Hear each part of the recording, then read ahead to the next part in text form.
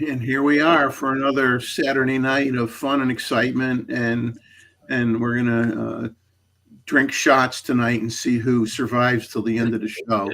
I don't know, but we got Mr. Bixby and Gustavo, and we got Chuck joining us here tonight, which is great. And Mr. Stewart will be in the chat because he is out in the field again and with very poor service, so he isn't going to try to come on the panel. He doesn't think he'll last very long with his internet situation.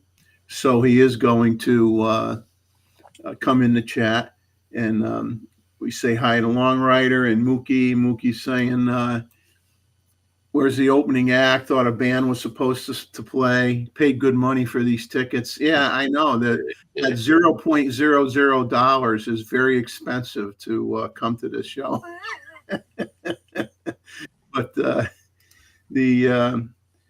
hey, we got Art Bear in here. Hey, Ted, how you doing? Good to see you. Say hi to Chuck. You guys got to try to do a run down to Chuck and drag him out back to get some more camera gear in New York. You got to do another B&H photo trip. I think is what you're going to have to do. I think that would be a good idea to get Chuck out of the house, and he'll have to put his cat in one of those little snuggies or whatever, like you put a kid in, carry the cat around. Fur baby. Yeah. Robert Daniels is here, and Robert Varner. Yeah, I'm sure I'm missing somebody here. David Stewart is here. Okay, David. I was talking about you having to come in. Mozman is here as well in the chat. You're welcome to come on if you feel up to it. I know he's worn out from all his flying time, from California to North Carolina. So, and we have not been able to hook up because there's flooding in North Carolina. So I tried to get to see him, and the flooded roads turned me around, and I was not able to get there. So unfortunately, hopefully in a few more days, maybe things will get lower, and he might be able to come down my way for a day. And he brought his camera gear, so he's itching to use it. So it's like it's no fun, trapped by the water, surrounded by water. But anyway, so what's everybody been up to here on the panel since last week? Anybody do anything exciting? As we wait for more people to come in. The silence is killing me, guys. Well, the weather is turning here, so I think the fall is close. So, and hopefully next week I will try to do some tarantula photography if I can get a couple of days away from the house. Just in time for Halloween. Exactly. Right. A little some early Halloween photos. Nothing like tarantulas crawling across the road to start you off on the right. Everybody goes on. I did those. I'm going to try something different now that this is my second trip. Then you know what equipment you need to take. I may take the 40 to the 40 to 30, right, and get the pot so that I can get the camera in the ground. Okay, so I got some idea. So I go with a plan. Yeah, well, those could be your. When are you going to do that? Depending on the weather, because I haven't said it's going to be next week, later in the week. But I wait. I don't, because it's here in Colorado. I don't have to make a long reservation. I wait until I see that the weather forecast kind of favorable. You don't want to make a 2-hour trip and then find out that it's raining the afternoon and the morning that I'm going to spend there. Well, you could, worst case, you have shots for November's photo review with some tarantula shots. I'm still going through you probably get more Iceland as well. Well, hey, I won't complain about it. What's funny is my niece. My niece just got back from a trip, and she was in Iceland. I found out she was in Iceland. So She just got back, and I just asked my brother-in-law, if she enjoyed it, and they loved it. They loved the trip. They absolutely loved it. And I guess my Roy's saying he's got deer in his garden. Well, you're going to have more critters in your backyard, Gustavo, probably with fall approaching, won't you? Yeah, it should pick up a little bit. I think the fall migration started about 2 weeks ago. But also my hummingbirds are leaving. I haven't seen them the last couple of days. Eva's here. Ava's here. Hello, Ava. Good to see you. Yeah, the hummingbirds are leaving town, and they're going to be replaced with antelope. Exactly. Yeah. So that's what my side. So Mr. Roy and Mr. Chuck. Here's a suggestion for you, Gustavo, with the tarantula shots from Mazda. Yeah. Let the tarantulas crawl over you and just take some selfies. Yeah. And make sure you're doing the fake screams, although I don't think they'll be fake. They should be, in principle, they are very docile, but that's not. I'm not going for that.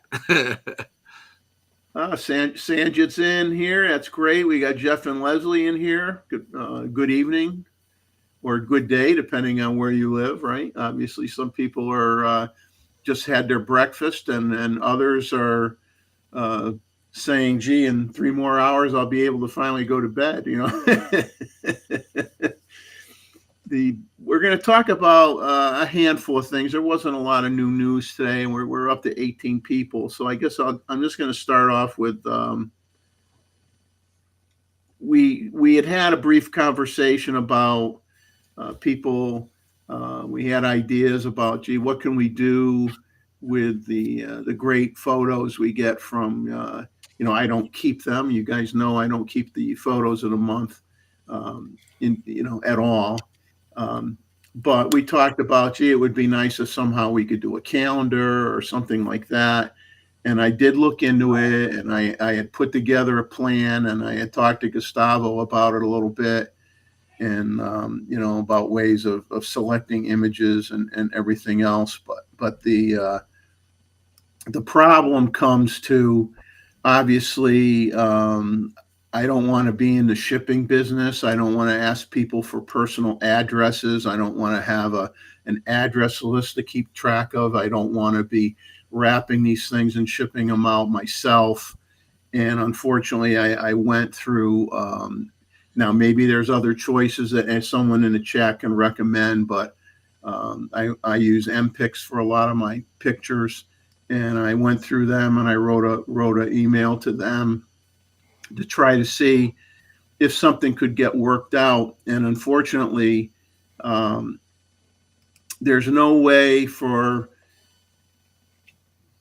me to put a calendar together, and because you get, obviously, the more you order, the better the discount. Well, unfortunately, there's no way for them to give me like a way for you to view a calendar that maybe I create on my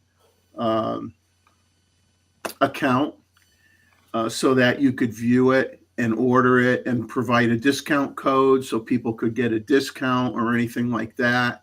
And the only way you can do something like that is MPix has some associations with some of those software programs that, where you do a portfolio or whatever, and you try to sell your own photos, and they may be like one of the photo companies that tie in with them, like Zenfolio was one of them. And then that way you'd be able to go through, my Zenfolio account, which I no longer have, nor do I want to pay for it just for the purpose of doing a calendar. But then you'd be able to view the calendar and place an order, but it would still be the same problem. You wouldn't get a discount price. And, a calendar basically is $25. And, it wasn't that expensive, correct? It was not so much the price. Yeah, it's not so much the price, but there's no way for me to have to share it and More efficient. yeah, you and for you to see it and go in and place, everybody'd have to go in and place their own order, and there's just no easy way of doing it, and there's I, going to be no discount. So yeah, I think we saw when we discussed about ourselves uh, that this was a good way to share the talent of our photo reviews and for people to have better quality of some of the images that are favorite. I think, Jeff, we talk about in any case because we want more participation. That we want you guys to tell us in the comment lines after the photo review, not in any particular order, what are your favorite one from that particular month, correct? So it's not not to foment any kind of competition, but just if in the future there is a possibility that we can do like a year review with the best photos of the last 6 months or the last year, correct? So please do participate in the comment line after the live talk, and the next photo review will remind you again. Write in well, the comments which are your favorite ones, and yeah, we'll have a way to put a number to each of the photos. yeah, what we could do, because what I would have done with the calendars, and I'm losing my notes here, unfortunately. Let me find my. Uh, what we could do is, I'm putting a three digit prefix in front of all the file names for all the photos for the photo review right now. So that way they'll all be in order, hopefully, when I go and I drag them into Lightroom. And obviously, when we show those photos, you see the file name, or you guys all see the file name. So what we could do, and you guys can think about this, what we could do is, if people wanted to share in the comments section after the photo review, uh, maybe select your top three choices, okay, of the three images you like the best, and everybody puts that information in the comments section. Exactly. I could collate that data, see what the top three are when everybody puts in their comments, and I can, and everybody has to be cool with it that we do it, is I save those three images. And maybe what we do is, maybe after 6 months or something, we do a special photo review where we share the top three images for the last 6 months or something like that, and at least that way we get to enjoy some of our favorites again and revisit them over a certain period of time. But everybody in the chat, think about it, and we'll see what we can do. I'm also going to share. I'm going to change the thumbnail for the photo review. Let's see if I have it here.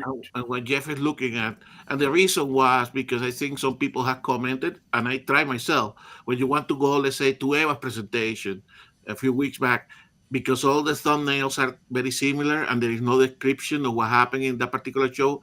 You want to watch Louis' presentation or Paul's presentation about, uh, photography. You have to scroll to a lot of the previous show to find out the right one that has the context. Correct? So I think if we all help a little bit together, I think we can manage the situation, because I think we have published quite a bit of interesting information over the last, even through Chalk Time, and now Jeff that is taking this Saturday slot, and it's a good resource to have to be able to go to that particular show. Right? Now last week I went in the next morning and I went through the whole show again, and I created a timeline of not every little thing that was talked about on the show, but I tried to hit the high points of the show so that people would have a point of reference to go back, because one of the people in the community asked if we could do something like that, and I got to find an easier way of doing it. But we're gonna try to keep doing that so that people can find a certain subject matter on any given show and find it quicker. But I'm not going to go backwards and go back to old shows, because it would just be very time consuming to do that. And then like when you go into the pull down menu for live and you see all the live streams in there and all the thumbnails are pretty much look the same. What we'll do in the future for I tweaked the one for this week a little bit, which I'm going to try out for a while, but I did one for the photo review, and I'll bring it up here now on the screen so everybody can see it. And so we're going to have a yellow background for the photo review. And what I'll do is if when people pick the 3 images that they like from the previous month, when I put the thumbnails up, I will use those 3 photos that On the people following month. from that prior month, and put them in on the thumbnail. So as long as people don't have an issue with that, I'll save those images, and like I said, we'll decide if we want to do a 6-month thing and share them all, or how we want to do it. Yeah, and Chuck, you used to do that, correct? So when I look at your own videos, correct, I know what the photo review episodes were because you put some of the little photo from the prior month. So it was something that you had tried before, and that helped to identify the right program, correct? Because navigating through the 5 hours of your show is it can be problematic, correct? Yeah. Yeah. So we've got so at least this way, when you look through all the videos and you go, well, I only care about the photo review ones, from now on they'll stand out more. You'll just say, oh, I just know the photo reviews are the ones that are in yellow. It'll just help you find those quicker. Come here, Mom. Come here. You can come out. And I'm gonna put up Ava spent some money, guys. Ava's on a roll. Ava, you're going to be bankrupt pretty soon. The way you've been going. She bought a ZF and a 26 millimeter pancake lens for a backup body. Good for you. And as you see, Roy has some internet problems, so Roy's getting some of the problems from David Stewart sharing his connection problems with Roy. And congratulations, Ava. You're gonna have fun with the ZF. You really will. You'll like it. I mean, it's a fun carry around camera for sure. And we had Noah Steven there on the yeah. The let's see. I just want to look at some of the comments here. Check all the way back to Tim, because he has some ideas, and that's actually what we want. So all these ideas, please write it in the comment. So that I know he mentioned about Adorama doing calendars, but it's not so much having somebody do them; it's having cheaping them. It's having it where you want to see what it's going to look like before you order it, right? And it would be nice if everybody could get a discount. I don't know how much cheaper they are, but I will look into Adorama, and I'll talk to them and send them an email and see if there's a way of coming up with a solution to this situation. But particularly they can ship directly, correct? You see the calendar, you pay whatever they want, and then they ship it, correct, for you. Because I told Jeff when we were discussing this idea after last week's show, I mean, if I go here to the post office, even for a simple, anything that you need to ship, I need to ship to my son or so, you spend 2 hours, queuing and waiting, and so I don't want to be in the mail delivery business, because exactly. Number one, that $25 calendar is going to turn into a $28 calendar, and it's going to be time. Everybody's going to be giving me their address, and I got to find a way to package it and do all that stuff. Exactly. And I want it so the order can be satisfied by the person that is producing the calendars for us, not from me. Like even here, Jeff and Leslie, he orders them in bulk, and then he, gives them away or may sell a few here or there, and you have to get 25 to get a price break. Yeah, but that's the thing. I could get a price break if I order them all. I say I want 50. I'll get a price break, but then that price break's going to go away real quick as soon as I got to ship them out to everybody. Exactly. Um, Now, Sandra's making a comment here. Can email a monthly digital calendar and we could use it as our desktop background. It's an idea. Okay, I'd have to look in. I never tried that, so I'll have to look into that as well. But that's a good idea. We could maybe do something like that. Obviously, people will have to give the permission. Correct. So, Yes, we have to make sure everybody has permission for before. I'm not going to save anybody's photos. If people want to pick 3 photos, everybody has to be okay with having me potentially have their image on my computer for a period of time, and trust that I'm not going to try to make money off of it, which I would like to think you trust me enough to know that I'm not going to do something sleazy like that to anybody. I would never do that.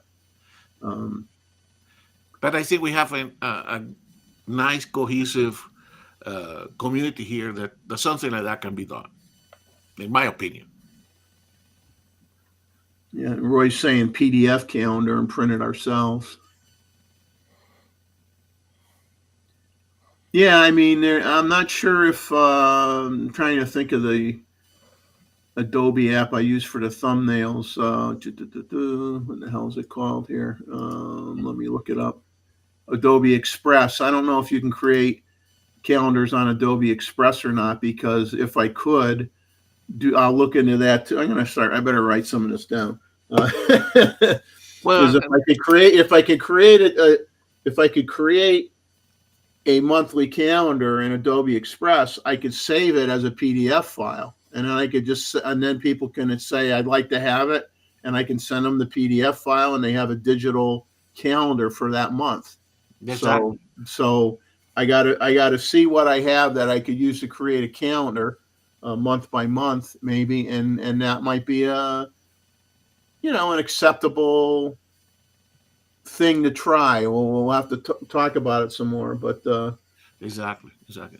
So put certainly for put some of those comments in the comment line of when these get published, correct? So that Jeff have a record, doesn't have to make all the notes.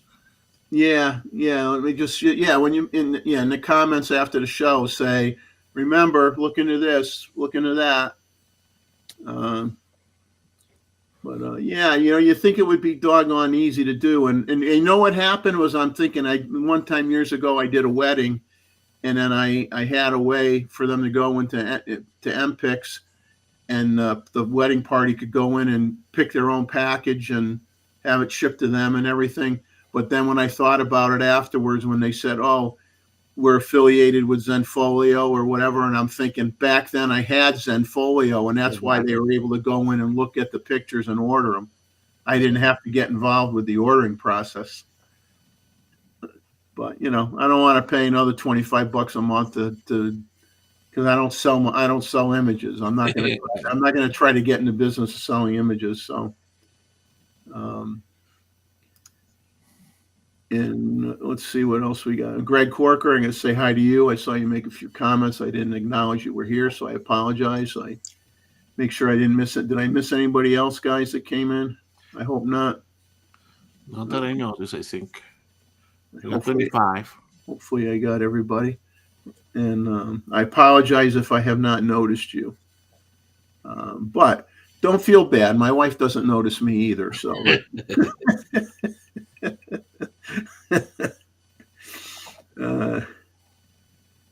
and Mozman's volunteering to help me do a PDF calendar. So, And for the type of I don't think it would be hard. I'm thinking I might be able to do it in that Adobe Express app, which doesn't cost me anything. I do my thumbnails in it, and they may have an ability for me to do a calendar, and then I could just take. Then maybe what we do is everybody gives me the top 3, but then I take the one that's the top one, prior to the next month's calendar, and I put that on the for that month. I put that picture on there, for that month. and we know that once you create the template, correct, it's sticking the photos on the calendar is relatively painless. So I think we can manage something. But guys, welcome to all the suggestions here. We're trying to get Yeah. more engagement. We want. I mean, everybody's been so kind to participate in the monthly photo review for years now. Okay, and it's greatly appreciated. And I know we all like to look at each other's images, and it would be nice to have something, but we could do a combination thing. We could do the monthly calendar. We could maybe save the top three for 6 months, and every 6 months do a special photo, do an extra photo review for a given month to show the past top threes or something for a previous 6 months or something like that. Drunk wedding photographers in here. Hello, hello. And hello to David. And Dave, Mr. Stewart. I'm like Chuck. I'm going to tell you, ain't going to happen. Ain't going to happen. now, Chuck did it when Maribel wasn't around, and Chuck, he messed me and Tim up when we were taking pictures the next morning. We left the Saturday night show like at midnight or 1 a.m. because we were going to get up at early to go take pictures together. And I remember to this day, it's like 7:30 in the morning, and Tim's looking at his phone. Oh, Chuck's doing another live stream. And then he said, wait a minute, it's the same one. We were both freaking out. There are some records that are not meant to be broken. So yes, that will be yours forever. That should be in the Guinness Book of World Records, I think. I think that qualifies as a Guinness World Record for a live stream event. I don't think anybody's come anywhere near that ever, or ever will. So anyway, guys, share your ideas and suggestions, and also consider, Gustavo has a very nice pitch that we're going to do later on in the show. He put a lot of effort in. He sent me a wonderful presentation that he did on photographing hummingbirds and showing comparisons of, okay, here's how they look when I use natural light. Here's how it looks when I'm using my high-speed sync with my flash, and then whether it's fill flash or cranking up the power a little bit so you can see the differences, so that you get to see the effect of what style you want to use. And he put together a fantastic presentation. So I look forward to a little later on in the show when he gets to present that. I think people are really going to like that very, very much. And everybody thank him after you see it, because he put a lot of time into that presentation. I could, just looking at it myself, I'm like, okay, Gustavo didn't sleep for about 24 hours. There's no way. Now, what do we, a few little things on Nikon rumors. There wasn't really a lot. I know we're too early for Scuba Razzi to be here, but he might get excited about this. Is the Nikon has well, not Nikon. Other manufacturers have come out with underwater camera housings for the Z6 III. For those of you that may have purchased a Z6 III, so you have basically 3 companies so far that have created underwater housings for the Z6 III. When I had underwater housings, when I did underwater photography, when I was, just a few years ago, when I was in my 20s, I had Icolite, which is what I use, and they have a model 200DL, and that housing is $1,895. It's rated for 200-foot depth. And then there's Nauticam, and Nauticams are the higher, more expensive ones mainly because they're rated for, 330. They're rated for 100 meters or 330 feet depth, and that's $4,129. Now, if you're just looking for something to use mainly for more like snorkeling or scuba diving, where you're only 20 feet down, 25 feet down, they have one from Liquid Eye, a model C2090, that's $1,675. So that's the cheapest one, but it only good for a depth of 33 feet. And obviously there are still some all-weather. They're not a caliber of a Z6 III, but there are all-weather cameras, point-and-shoot type cameras that use 35 millimeter film that you can use for, usually up to anywhere from 33 feet to 60 feet, depending on the brand. So that stuff is out there in the used market as well. Now, another interesting thing, and Z-Wade is joined us. Hi, Zach. How you doing? Good to see you. Is back in the end of July, Nikon rumors. Well, it's a rumor channel, right? So they had rumors in July that Nikon was going to come out with some new firmware updates, and it was more specific to the Z9. And they were talking about, they're going to update the Z9 and they're going to improve the autofocus capabilities of the Z9 even more. And so here we are now near the end of September, and there hasn't been anything. And as Chuck would say, nothing but crickets. Nothing has happened. And so they made a comment that they posted an article on the 16th of this month saying, where are the rumored updates? And so they published the explanation that they received about the delay of updates that were rumored for not only the Z9, but the Z8, the Z7 II, and the ZF. And the comment was, these updates were, and this was, I guess, from Nikon, these updates were supposed to be released months ago, but they've been delayed because of some major issues with Nikon Imaging Cloud and the Z7 II. Apparently, backporting the functionality to the Z7 II was way more complicated than anyone expected, which is what's been holding everything up. The firmware updates for the ZF, the Z8, and the Z9 are going to seriously boost image processing. Okay, I guess. And it says about the Z7 II, it was supposed to get an update too, but they ran into technical issues specific to that model.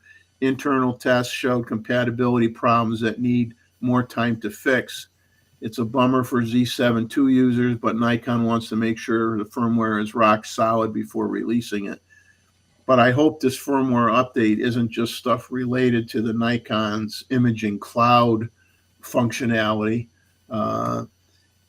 Speaking for myself, I'll never use that.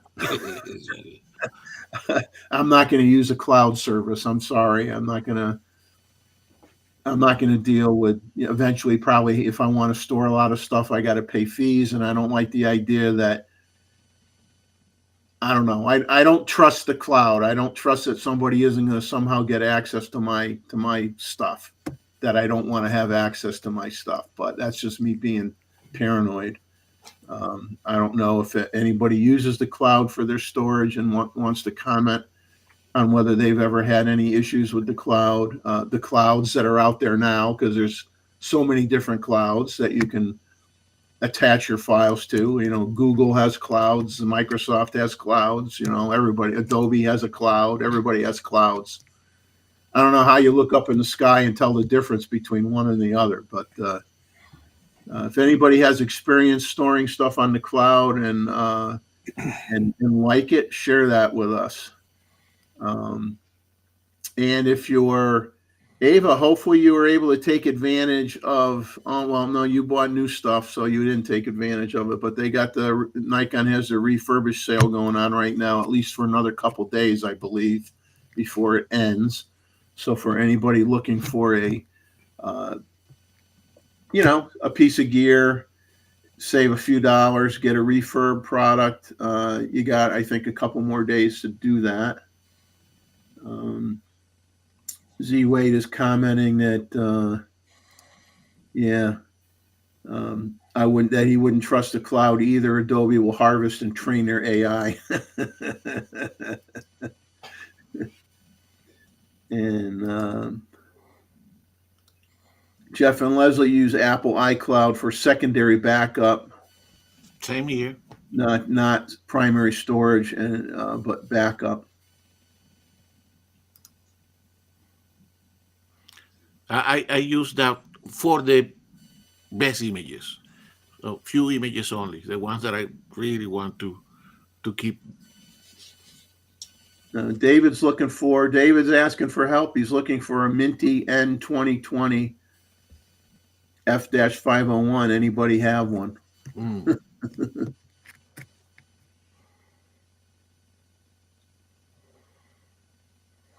And then Mothman likes the cloud for a different reason. Bill Cosby introduced pudding in a cloud.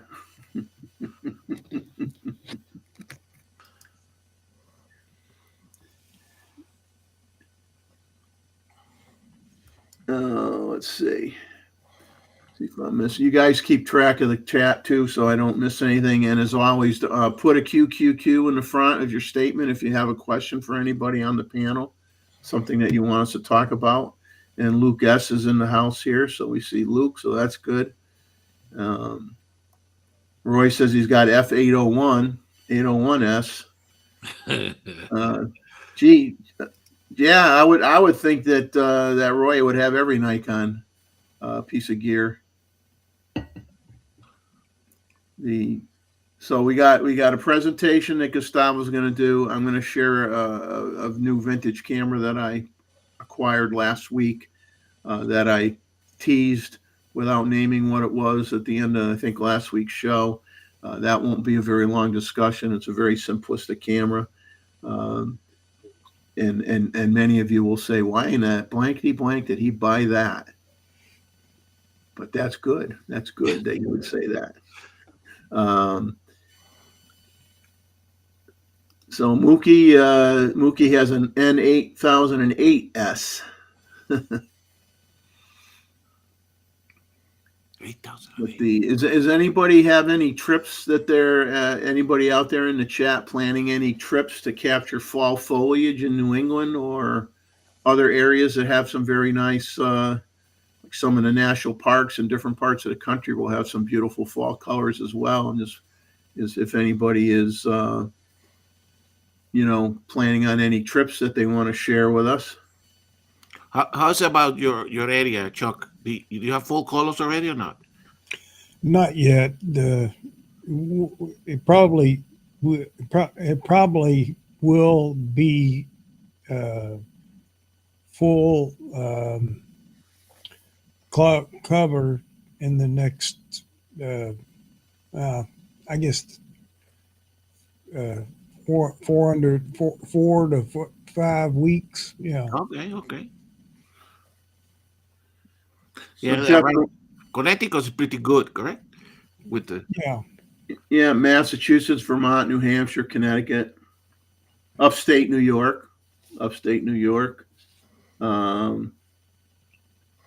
Jeff and Leslie are saying that they're going to. Oh, wrong one. Clicked on the wrong one. Going to Snake Road in Southwest Illinois in October. Jeff, Jeff and Leslie, this is the place where that you mentioned that when the snakes hibernate? Question mark. Is this the place? See, you mentioned before.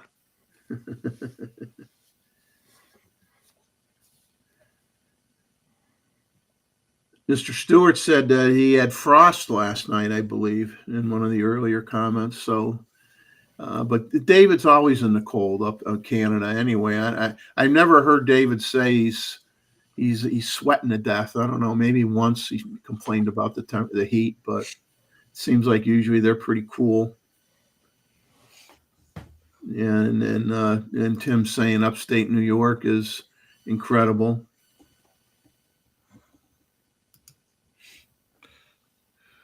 I just have to get back to shooting and everything because everything I remember is gone. So everything, everything, with my cameras and stuff, man. I need you all to come and, come and cheer me on.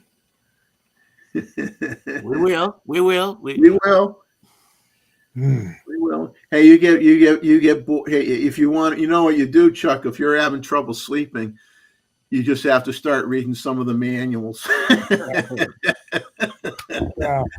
You'll fall asleep real fast. Hmm.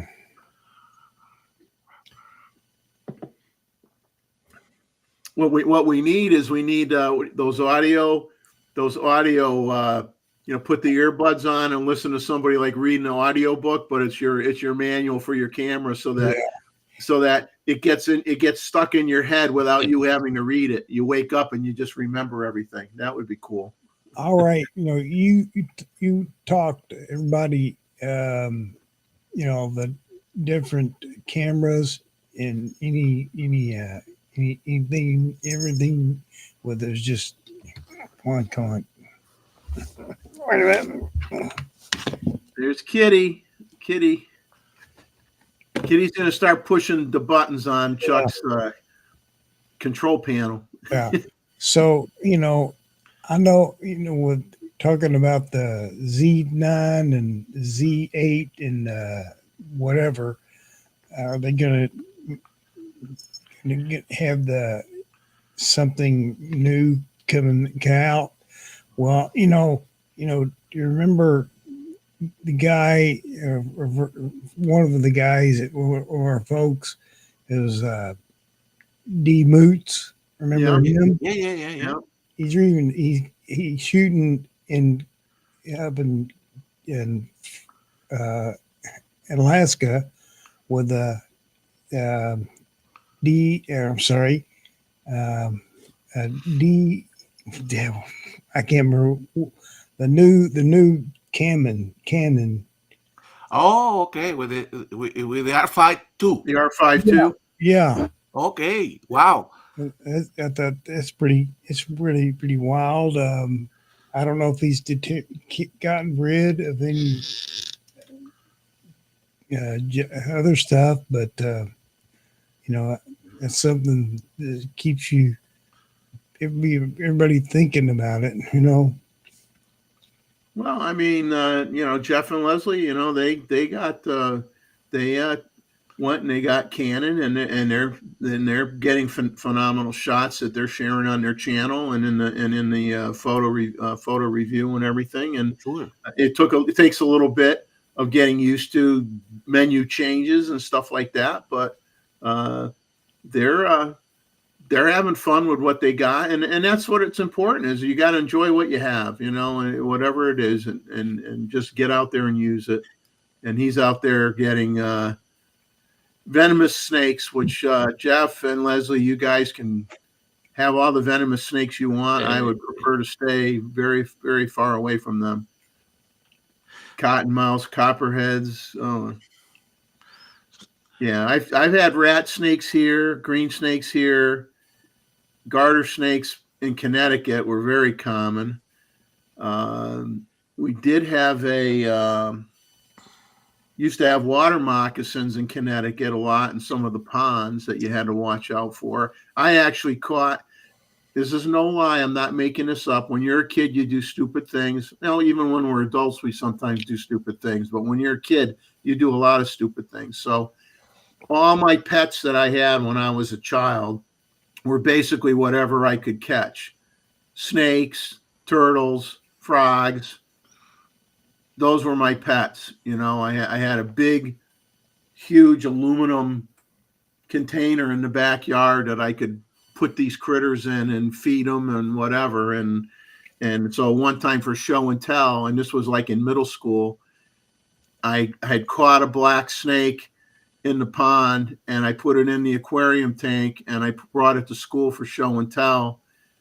And within like 10 minutes of the class starting and the teacher saw what I brought in, they basically pulled my ear and took me to the office and had the principal call my parents up and say, why did your son bring a water moccasin to school for show and tell, which was a poisonous snake? And I didn't know it was a poisonous snake. To me, it was a black snake. And I caught it and I put it in the aquarium. It didn't go over too well. Hey, Z Wade, you mean Z8 for his wife? Is it David Moots? Yeah, Zach, is you referring to? Yeah, he just got a Z8 for his wife, so he's still in the Nikon ecosphere as well. Which some people have multiple brands. Look at Randall's got about 5 different brands, I think. That's true. At least, and even Mr. Stewart still has his Olympus stuff. David has Olympus. He has Nikon. I'm sure he has some other stuff as well.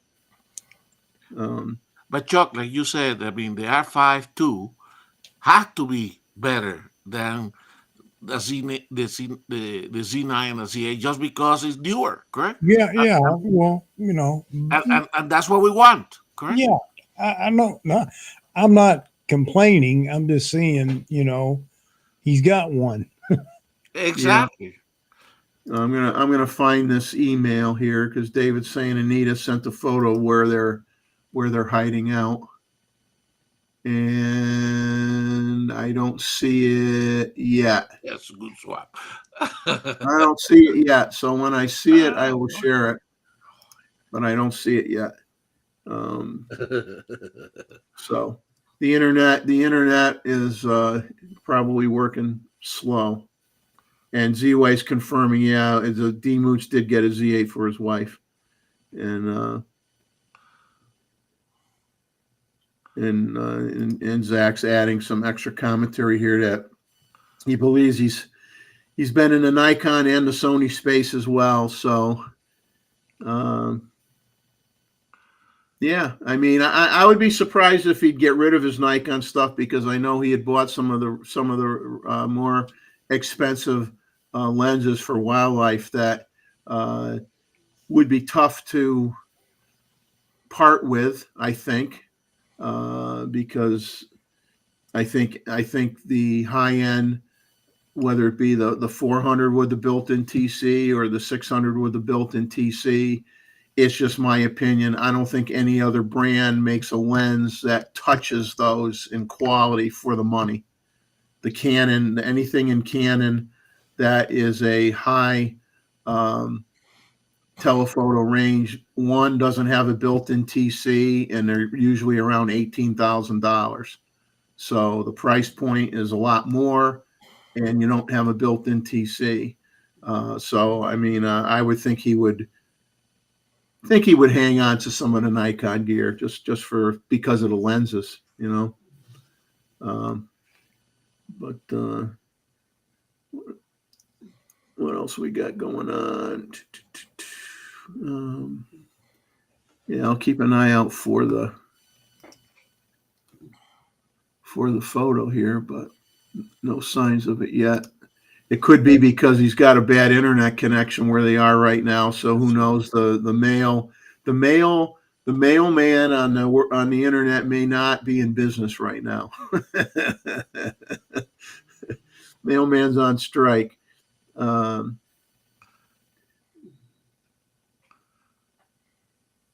So Chuck, this Mozman put this comment in for you. He says he'll trade those complex Nikons for some point and shoots if you want.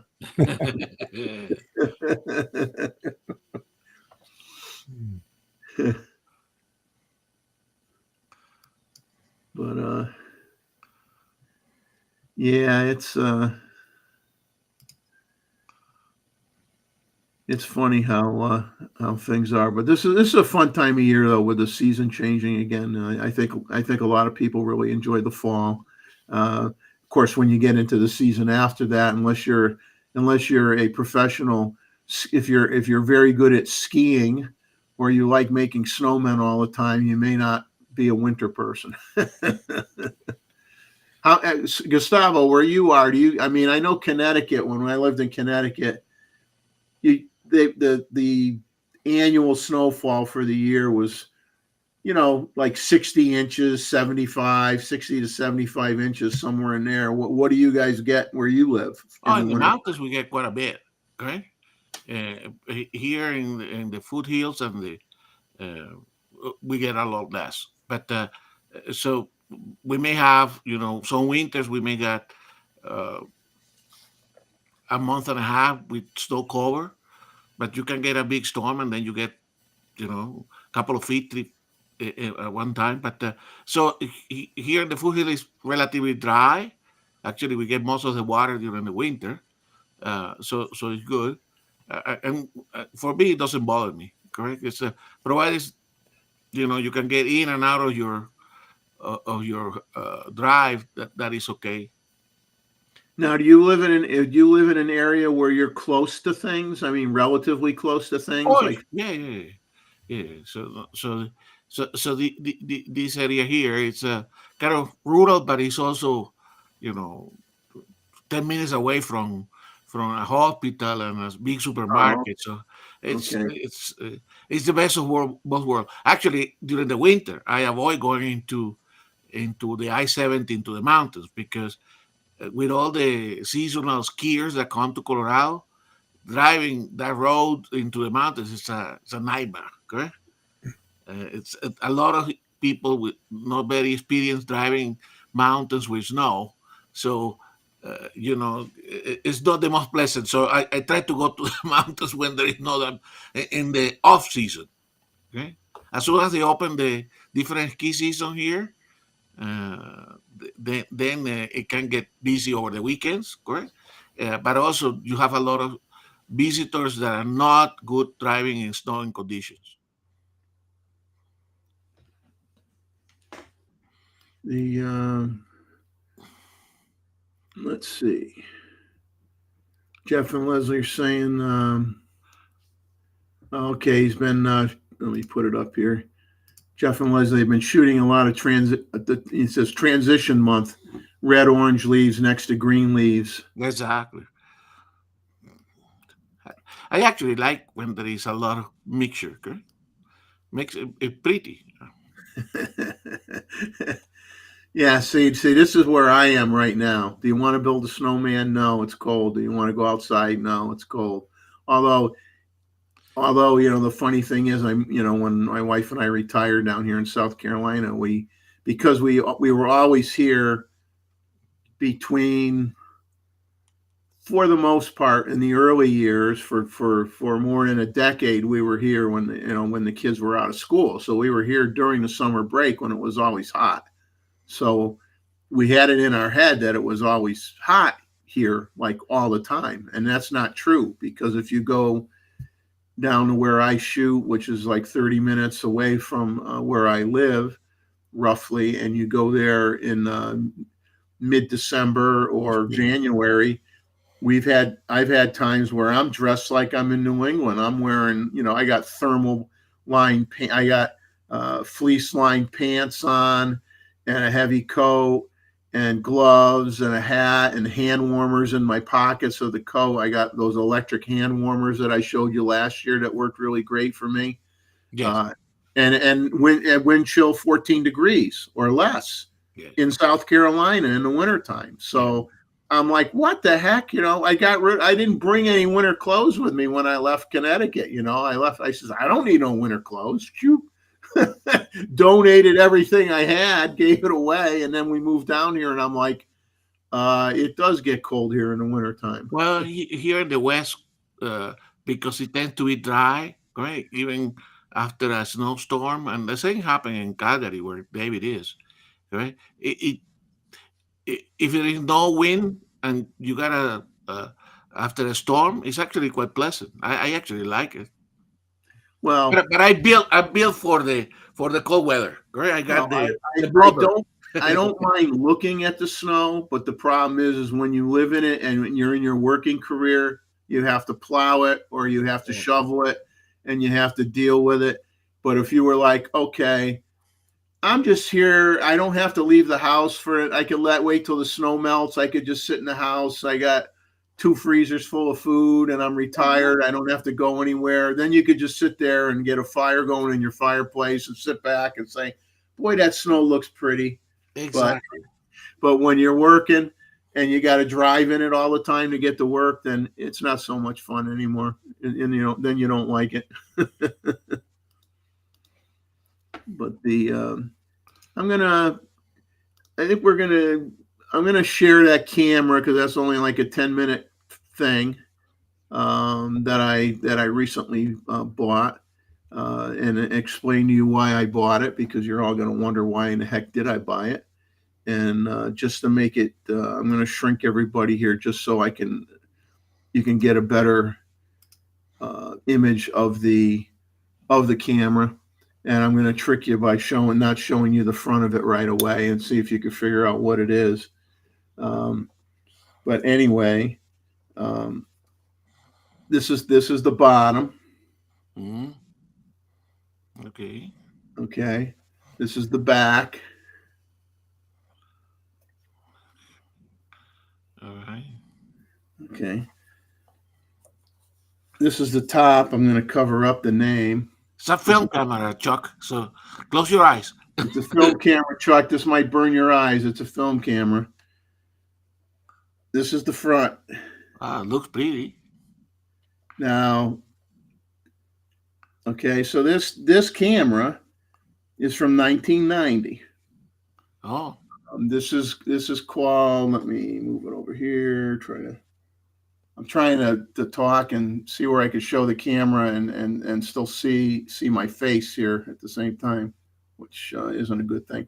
This is called a Minolta Prod, PROD 20s, 20,S, Minolta Prod 20s. And this was a film, 35 millimeter film retro camera that they came out with.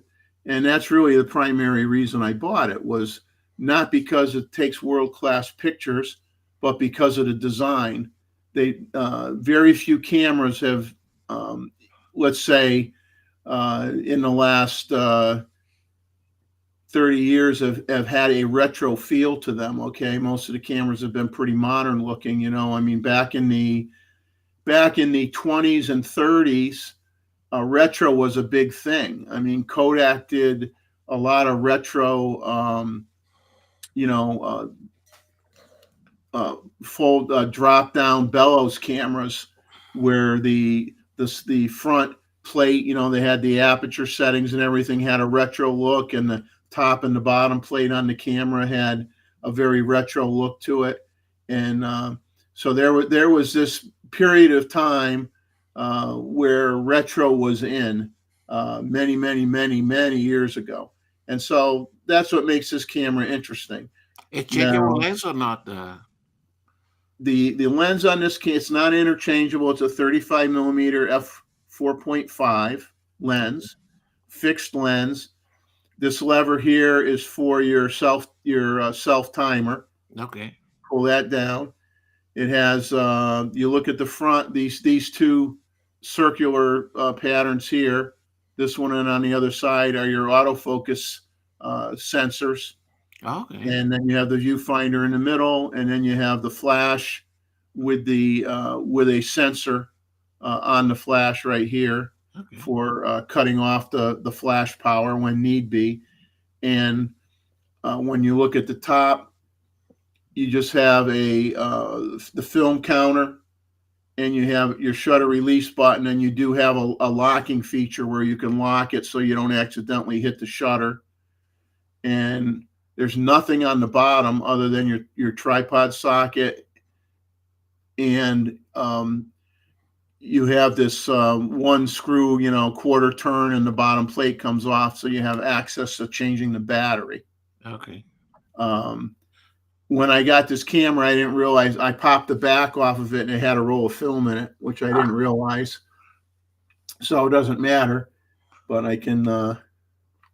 So it rewinds at the end when it finishes? This camera, another reason I got this camera, one, the retro look. Two, they only made 20,000 of these cameras, and they were only sold in Japan.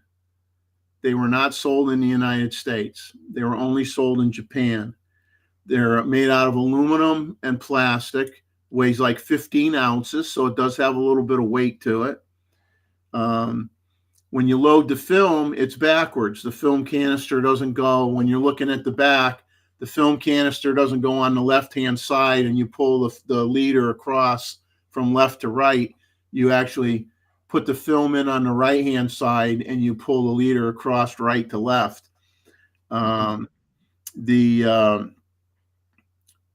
when you pull the leader across, you drag it over to like a orange line and you close the back, and it automatically advances the film.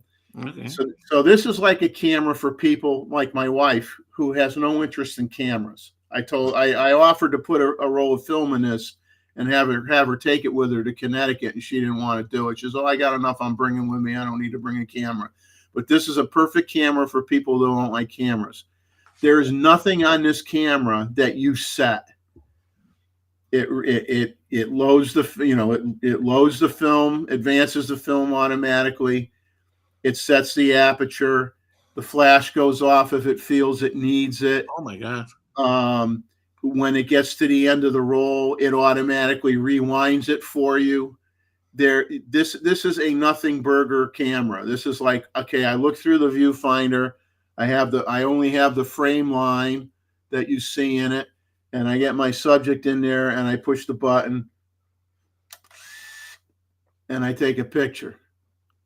Wow. And so now this could have been a great camera, but it's not. If you read reviews on this camera, the reviewers beat the crap out of it for the most part. Not for styling, not for, like I said, it's a camera for people that want to have pictures of their kids, but they don't want to say what's an f-stop, what's a shutter speed, what do I got to adjust, what do I got to do. You just look through and push a button. It doesn't get any easier than that. The problem is they put crappy glass in it. So unfortunately, the images you get are, well, they're like typical point and shoot images. I've seen a lot of images that people posted that did the reviews on it, and someone would say, "Oh, the worst camera ever made, the worst camera Minolta ever made." And I look at the pictures, and they look like they're not worse than a 110 camera. Let's put it that way. But basically, your image is sharp in the center, and then it gets soft. It doesn't get soft only on the edges. It gets soft a little bit quicker before it gets to the edges. Okay, and that's the criticism, is that the lens is the Achilles heel of this camera. But I bought it because of the styling. And as a collector, it has a collectability factor, as I will call it. It's interesting to look at. And I might someday actually get my wife to actually try it on a vacation or something, because like I said, it's the perfect camera for someone that hates cameras. You don't have to do anything. So that was the version of AI in the 90s. This camera new, this is back in 1990. This camera new in 1990 cost $430. Wow. Expensive. $430. But like I said, it's I think it's an interesting camera, and it has a metal felt lined lens cap like you'd have on a camera from the 50s, and we'll just do the since I don't care about the film in it, I opened up the back anyway. I'll pull down the self timer, and it's not like one like on a regular camera, a 35 millimeter camera or a mirrorless camera, where if you put the lever down and you hear it move, you got 10 seconds. This one, you move the thing down, you push the button, and you just get a red light. It doesn't even blink at you. You just get a red light, and eventually it takes the picture. There you go.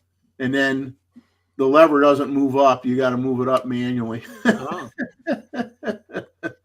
So that's it. So that's my little secret, uh, relatively cheap, um, camera find for the month anyway. That is And pretty for sure. it's an interesting camera. Um, Not going to get any National Geographic photos with it or anything, but like I said, for a person back in the day, I'm sure there were. It was interesting that they only sold it in Japan. That also makes it, um, worth more as a collectible camera because they didn't produce a lot and they didn't have it in Europe and they didn't sell it in the United States.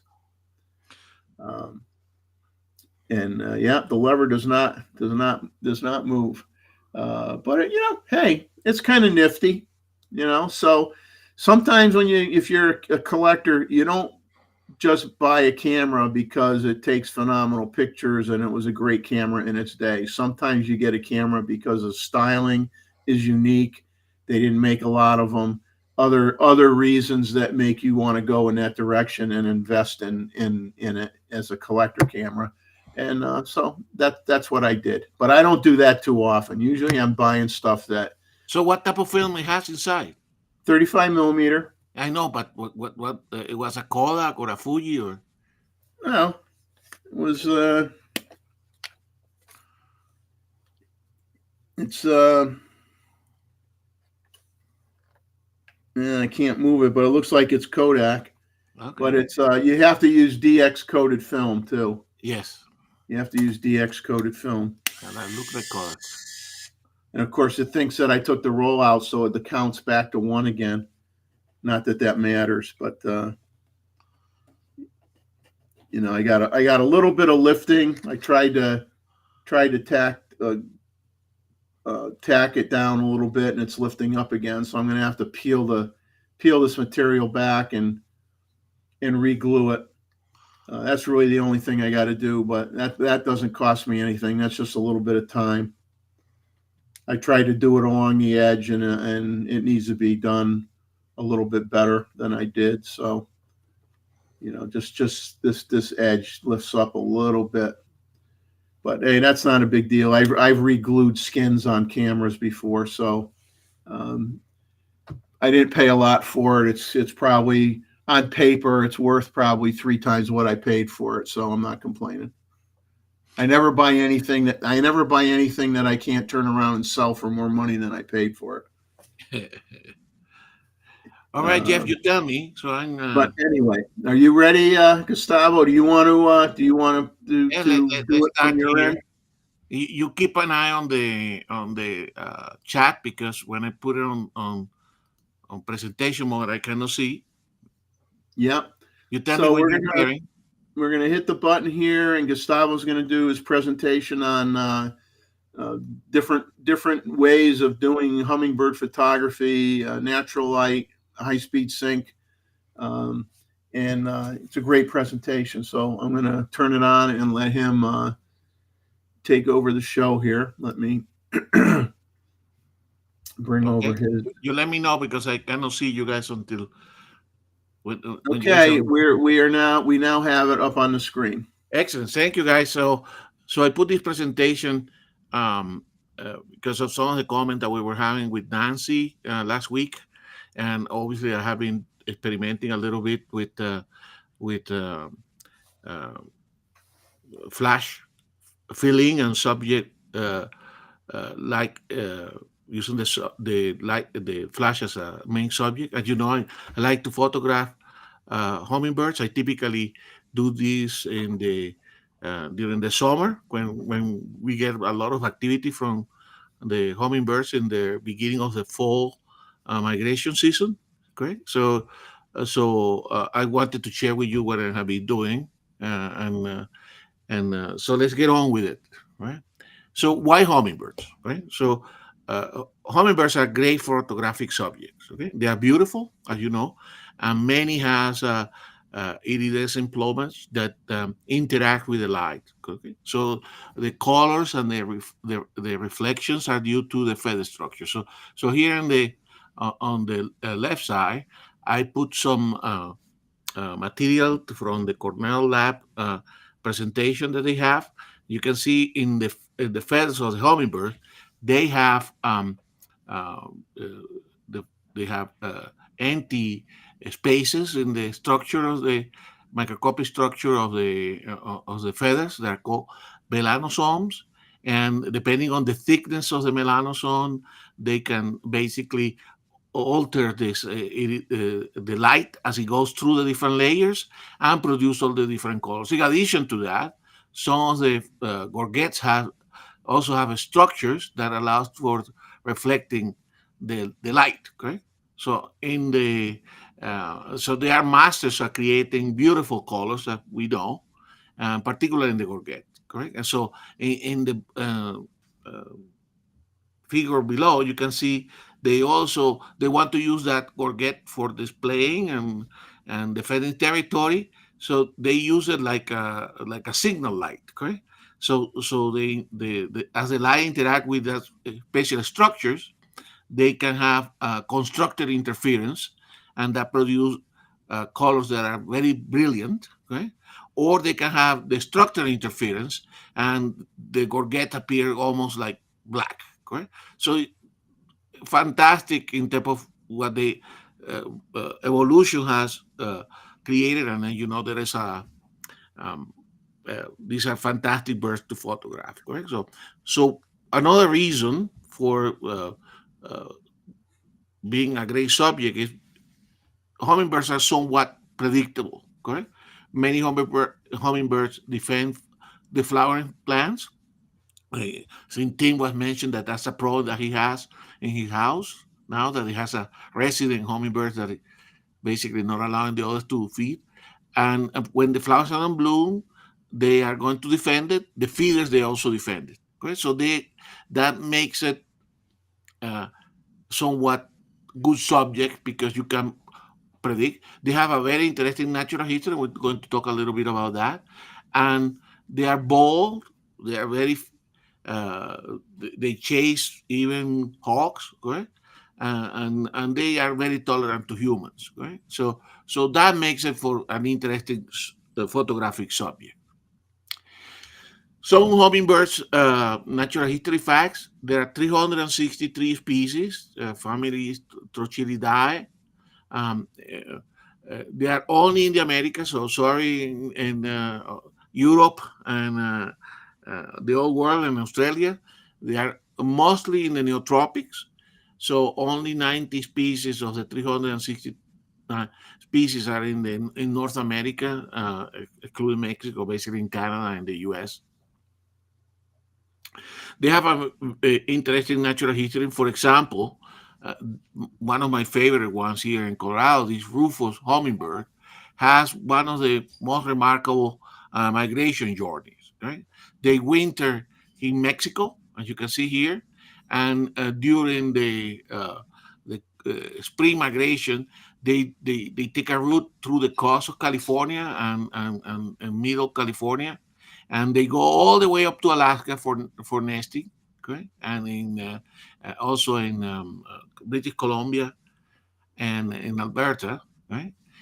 But in because they follow the flowering plants in California and the Pacific coast, right?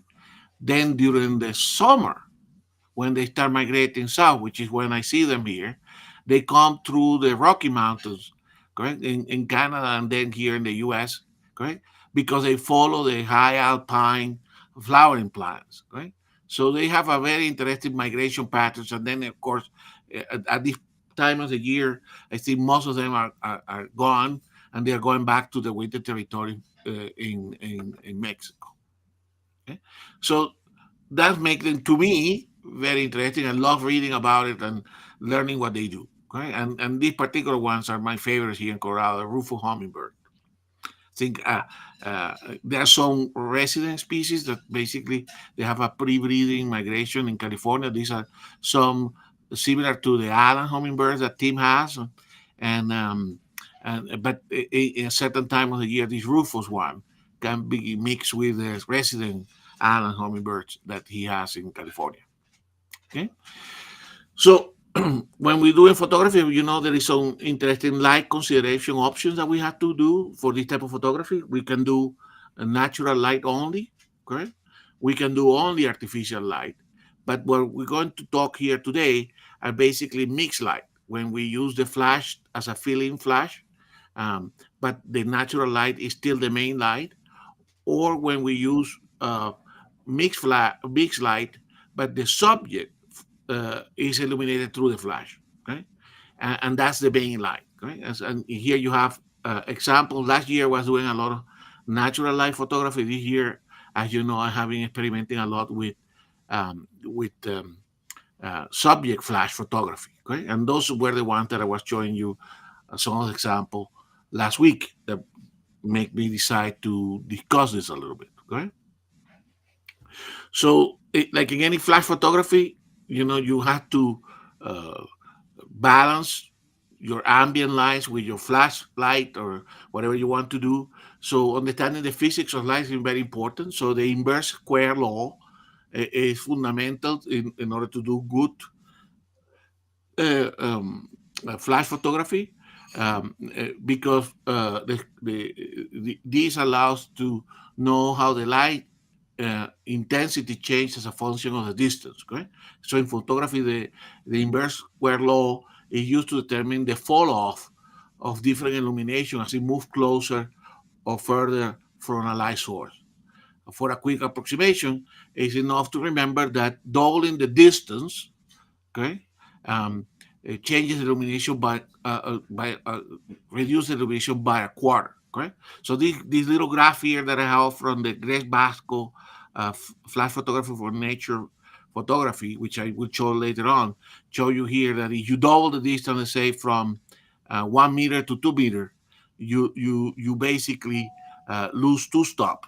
Okay, so if only you get a quarter of the light that you will get just by changing the distance.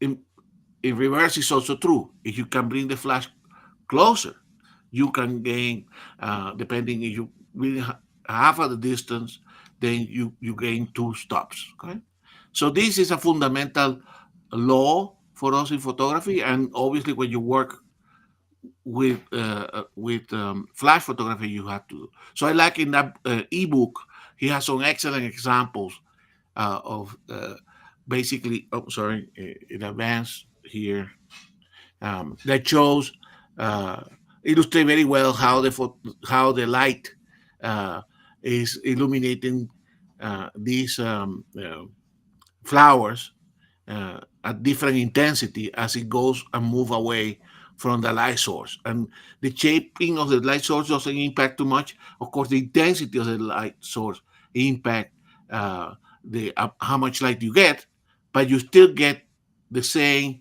amount of reduction of light as a function of the distance. Okay, so you can see here, for instance, if a 1 meter relative changes, okay, if you have 100% of the light relative at 100 meter, by changing from 1 meter, 1 feet, in this case is one foot, you get only a quarter, so 25%. But if you double that distance again from 2 to 4, you only get 6%. So you can see that most of the flash work better when they're close to the subject. Um, and so knowing this help you to work with your flash. So let me show some example here of natural light only, no flash. Correct. Some of these is basically what I was doing. A lot of that last year. Okay. So this is a photo taken with a Z9 with the 800 millimeters, six 6.3 PF. Right. And in this case, is the ISO is 900, um, 1/4000 of a second, right? So you can get a lot of uh, uh, stop motion of the wings, particularly in the transition between the upstroke and the downstroke. You can see all the um, uh, pollen in the beak. You can see some of the barbs uh, in the wings, right? Uh, but even 1/4000 of a second is not enough to sometimes uh, stop the motion. So you have to go probably above 1/8,000 or 12,000 of a second to really stop the motion. But here between stroke, you can get a very nice photography with a lot of details. Um, uh, so this photo was taken full blast sunny conditions in the early morning, correct, with a very directional light, and and the flower that I use here was a verbena, which is very a flower that they do like a lot. Correct? So another example here, this is of a broad-tailed hummingbird, a male one. The proud one was a male. This is taken with his Z9 again with his 800 millimeter f 6.3. The ISO in this case is also 900, 1/4000 of a second, uh, f 6.3. So certainly with the modern cameras, the modern mirror cameras, we can crank that ISO and get all the to 8,000, 5,000, provided there's a lot good light. Okay? So the conditions here were the same. So I was photographing on the same conditions, sunny, very early in the morning, good directional light, trying to get some details on the structure of the gorget that I was mentioned here. And I'm sorry, the mouse keep moving backward. You can see the reflection and the constructed interference of the feather and the gorget reflecting back. Okay? The flower that I use here is a sunset hyssop.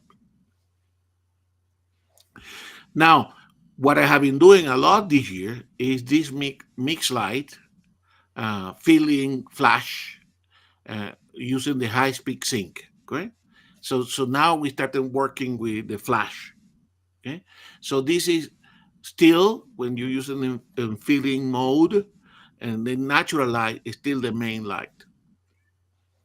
So this is of my favorite bird, the rufous hummingbird, trying to get it when the angle illuminate the gorget. Again, you can see those uh, those structures in the gorget feathers that that create this constructed interference and that kind of mirror. So you see them in the tree. They almost have like a flashlight, correct? And that's the purpose of that gorget, correct? So this is taken with a Z8, and this is with the old 500 5.6 PF. We can know that lens was excellent. I had taken here two Profoto 810s, and we will talk about the equipment later on. Um, see, it was taken at 400 millimeters, ISO 6400. You can see at this very high ISO, uh, gray, you still get gray image quality, 1/1000. So here they are not in flight, so I don't need to get uh, very high speed, but I still need to get sufficient of a speed to stop the movement of the head. You know, they are moving all the time, even when they are not flying. So this was taken a f8 for the hummingbirds when they are like this. I like to stop down a little bit so that you can get a lot of detail on the entire of the body, and the beak is completely in focus. So for this filling flash, a high speed sync, I use I take a reading of it in TTL, or I use the TTL -2 EVs or -2 stop. That around between 1 and -2 give me the best condition for this type of photography. The light conditions this day when I was taking those photos is overcast. This subject is in the shadows and a perch under the ponderosa tree. Okay, so so uh, so I had to expose. That's why I had to use a high ISO, correct? But with a little bit of filling flash, you can bring some of the colors, okay? So you're using the filling flash to bring some of the color and some of the details in the gorget. Okay? So this is one of my favorite photos from last year using filling flash, okay? So it's again of the ruffled hummingbird. This is the male as well. They are very aggressive.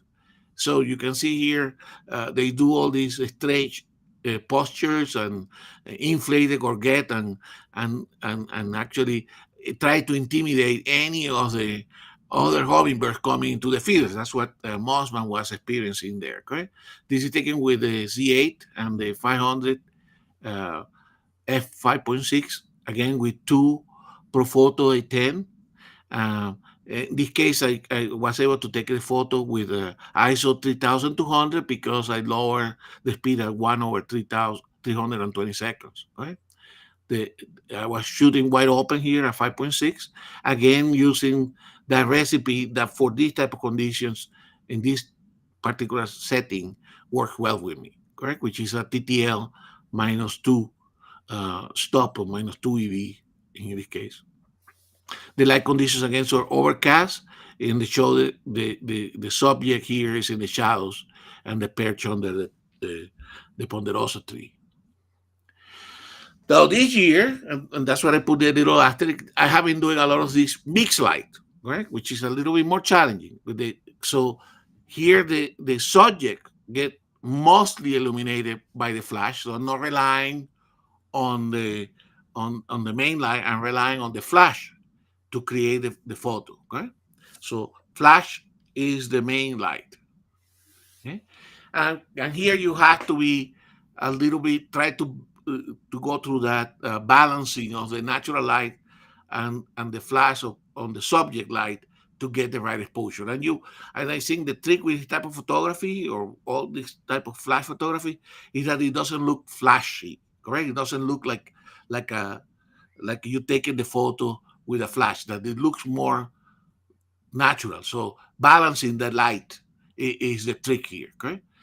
So you can see here the process that I go, and many of you are familiar. Chuck, you mentioned that in some of your photography, and I think other people here do this for their portrait photography. So basically, you use you take a first photo with no flash to to set the camera for the kind of what is the exposure that you want in your background. Then you bring the flashes on and take another photo using TTL, correct? And you can see this photo here looks very flashy. It's overexposed on the subject, and then you try to balance, and that balancing can be 1.5 stops, 2.5 stops. In this case, for this setup, and you will see the setup later at the same time in the morning, for me it was like a -2. So it was easy for me. Just I got to take the photo, I take all the equipment out, put the plants in the right place at the same time of the day, and then I'm waiting for the hummingbirds to come to the flower. Correct. So -2 was. So you can see here the other setting is 600 millimeters. This is a ISO 1600, which is very clean for our cameras. Fully open, so this is f4. So this was taken with f4TC lens, and then of course then you do the first exposure in TTL, and then the second exposure in manual. I use two different flash. So what kind of results that I get? So this is the kind of result that you get there, right? I so you wait for the hummingbirds to come to the feeder, and then you take your photos. And locally here, because I only put it to 10 frames per second or 15 frames per second. The Profoto A10 was able to recycle, so the every exposure I got a little bit of a flash that it operated through the 10 or 50 frames per second. Okay, so you can see here this subject here, the flower and the hummingbird, is completely illuminated mostly illuminated by the flash. Okay, so it was taken again, as I mentioned, with a 600 f4TC, two Profoto A10, 600 millimeter ISO 1600. In this case, it's 1,200 and 2,500 of a second. Okay, so you can see because it's you're exposing for the background. The background is quite well illuminated. You can bring that speed up, and of course the flash is illuminating the hummingbird. Okay, so I use the high sync speed, and as I mentioned before, I set it up for TTL -2. The light conditions is a sunny background, and the subject is in the shadows, and it's in the shadow actually of my house. Right, so and the flower here is a sunset heats up. So this is another photo. This is taken actually with the 600 6.3 PF lens on the C9. I actually like this photo quite a bit. Okay, again with the two Profoto A10s at 1/2000 of a second ISO. You have to, because you are now working at 6.3, you have to put a higher ISO. ISO is 6400. Okay, but the flash conditions were exactly the same, and the same in the same area. So sunny background, subject in the shadow of the house, and the flower is different. This is a red hot poker, which is one that they do like a lot. So they say a different exposure now in vertical here, um, of the same hummingbird. Actually, these are all broad tail uh, hummingbirds, the females. Okay. Okay. So very similar condition here. Here the ISO is a little bit lower, 3,200 a second, and the speed is a little bit lower, 1/1000 a second. So you see a little bit more motion in the wings, but when they are at this time hovering to eat, the rest of the body is basically can be photographed at a relatively low speed. Right? So this is what I have been doing. A lot of these kind of trying to match the background with the main line. I think you are more in control, correct? Like we know with flash, and I think it produced to me some photos that I like. It doesn't look like a flash photography, correct? But it is flash photography, correct?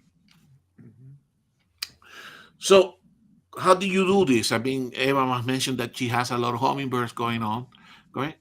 Uh, Most of the hummingbird photography that you see is done under somewhat controlled environment, okay? Either even in the wild, you will photograph them when in non-purchase because they tend to defend flowering plants. Uh, you sit down by the flower plant that is attracting hummingbird, you're going to find the resident hummingbirds, and they're going to come on a regular schedule, and they're going to perch nearby. So you know where the perches are. You can do some of the photography either here in Colorado or in Louisiana or in Texas or Costa Rica. That's the same technique, right? So it's somewhat controlled environment. Uh, Obviously, you can control the environment more around feeders because they can also get attached to feeder. And obviously, you find a nest, you can also photograph them at a nest. But nowadays, this is encouraged. Okay, you remember Jeff uh, uh, showing us some pictures of, uh, I think, the local garden uh, where he has some hummingbirds at the nest, and people discovered it, and eventually, I think they abandoned the nest. So nowadays it's a little bit discouraged to do that. Okay, so the feeders that I recommend, there is a lot of feeders. You go to Amazon. I after trying the fancy ones, the nicer ones that my wife like, it's actually the simpler ones that typically work the best because they are also easy to clean. This particular style of feeders that you see here, that's the one that I recommend. It's not pretty, but it works very well, and it can be clean because they need to be. You need to change the water regularly. You need to clean them regularly, depending on the temperature, because you don't want um, fungus to grow in the water. And if it's hot, sometimes it ferment, and so they stop feeding. So uh, you need to do some regular maintenance. Okay, so the nectar formula is 1 part of sugar for 3 to 4 part of water. If you have a lot of bees or particularly wasp, then diluting it more to 4 parts of water per for 1 part of sugar is the best. So you just make the mixture, bring it to a boil, wait for it to cool. Okay, the 4 parts of water, basically the contents of sugar is low enough that it will not attract that many wasp. Do not use color additive. Actually, color additives that are bad for the hummingbirds. Okay, and in order to be successful with this, you have to do feeding consistently through the year, correct? In my case, they arrive here around the 15th of April, right?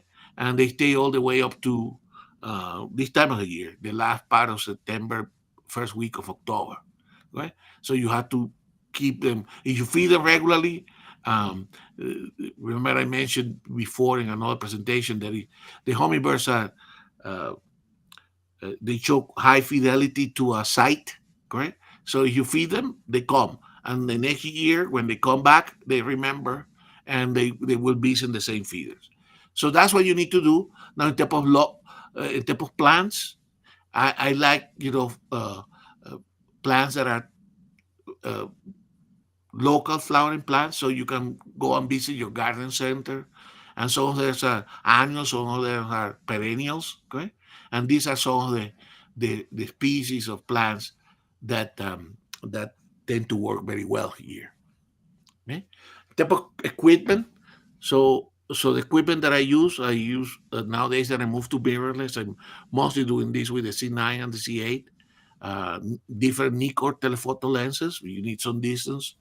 Uh, some of the hummingbirds sometimes um, uh, they are bold, but sometimes you get better results if you at least separate yourself few meters from where you're trying to photograph, so to have some working space. So I have moved to the Profoto system. So I have the A10, which you can see here, and I use a Air Remote TTL. So it's wireless communication to the two flash. Right?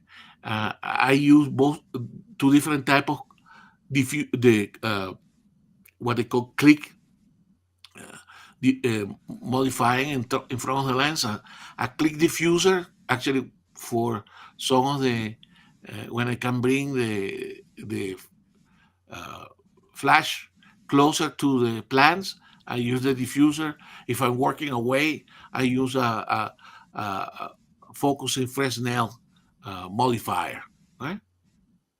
So that's basically it. This particular Profoto uh, remote or trigger, wireless trigger, uh, work well with an iPhone. So you can change the settings. You don't have to walk to the to the flash to change the settings. Okay, and I put this one in some Manfrotto stands. You will see those later. Okay, so how do I set up this? Correct. So I keep feeding the hummingbirds. So for the natural light, correct, I put some feeders. I use these stands for plants, but I put the feeders around, and I keep feeding them. And then when I'm ready to bring the photos, I bring the plant that I want to use and put it nearby. Sometimes you can take the feeders down, but if they come to the feeders and they see a flowering plant that is a one that they prefer, they will go down and also explore the plant. Okay, so for the obviously, because you can move all this setup, you put it in such a way that you get a good light. You can see this is in my backyard. Sorry. Okay, so you can see what you do. You put your feeders. You get the light conditions. In my case, in the morning, you prefer a no windy day, a no wind day, and in this case, of course, you don't need a flash. Right? So for I was asking you, Gustavo, I put it up here for a second, if you're using the second flash as a slave, or are you triggering them both to fire? no, I At the trigger same them both from the with the wireless. system, The right? trigger, you're using a trigger to make both flashes fire at the same time. Yes, and Okay. and I can control them through the iPhone to the different ratios, right? Yeah. So for what I have been doing this year, correct, which is this using the flash as a main subject light, correct. I I this is in my deck here, right? So I bring the flowering plant, put it in a pot, then make sure that I have the right background in terms of illumination, and you can see the flowers and the flash is in the shadows, okay? So you are exposing for that bright background, but you have some a little bit of light, but the flash are going to be the main subject light, correct? And you can see the two stands here, right? So it's as simple as that, and then you control them from the iPhone, right? So in this case, it's sunny background, the subject in the shadows of the house, again, preferably no wind, and the flashes you can bring them very close to the subject. Remember when we talk about the the inverse square law, correct? Now here the flash. Sorry guys, I keep moving. The flash is so close to the flowers and where the hummingbirds are going to be that actually the flash is in very low power, right? Probably in the Pro Photo system is probably in one in the two or three setups, okay?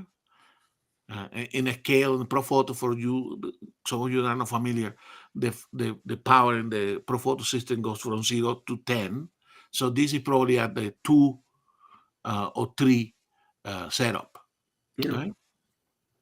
All right. So that's what we do, and of course then you sit there and you wait. Correct. So that's Yeah. The hard part. You just the got to hard sit part there is and wait.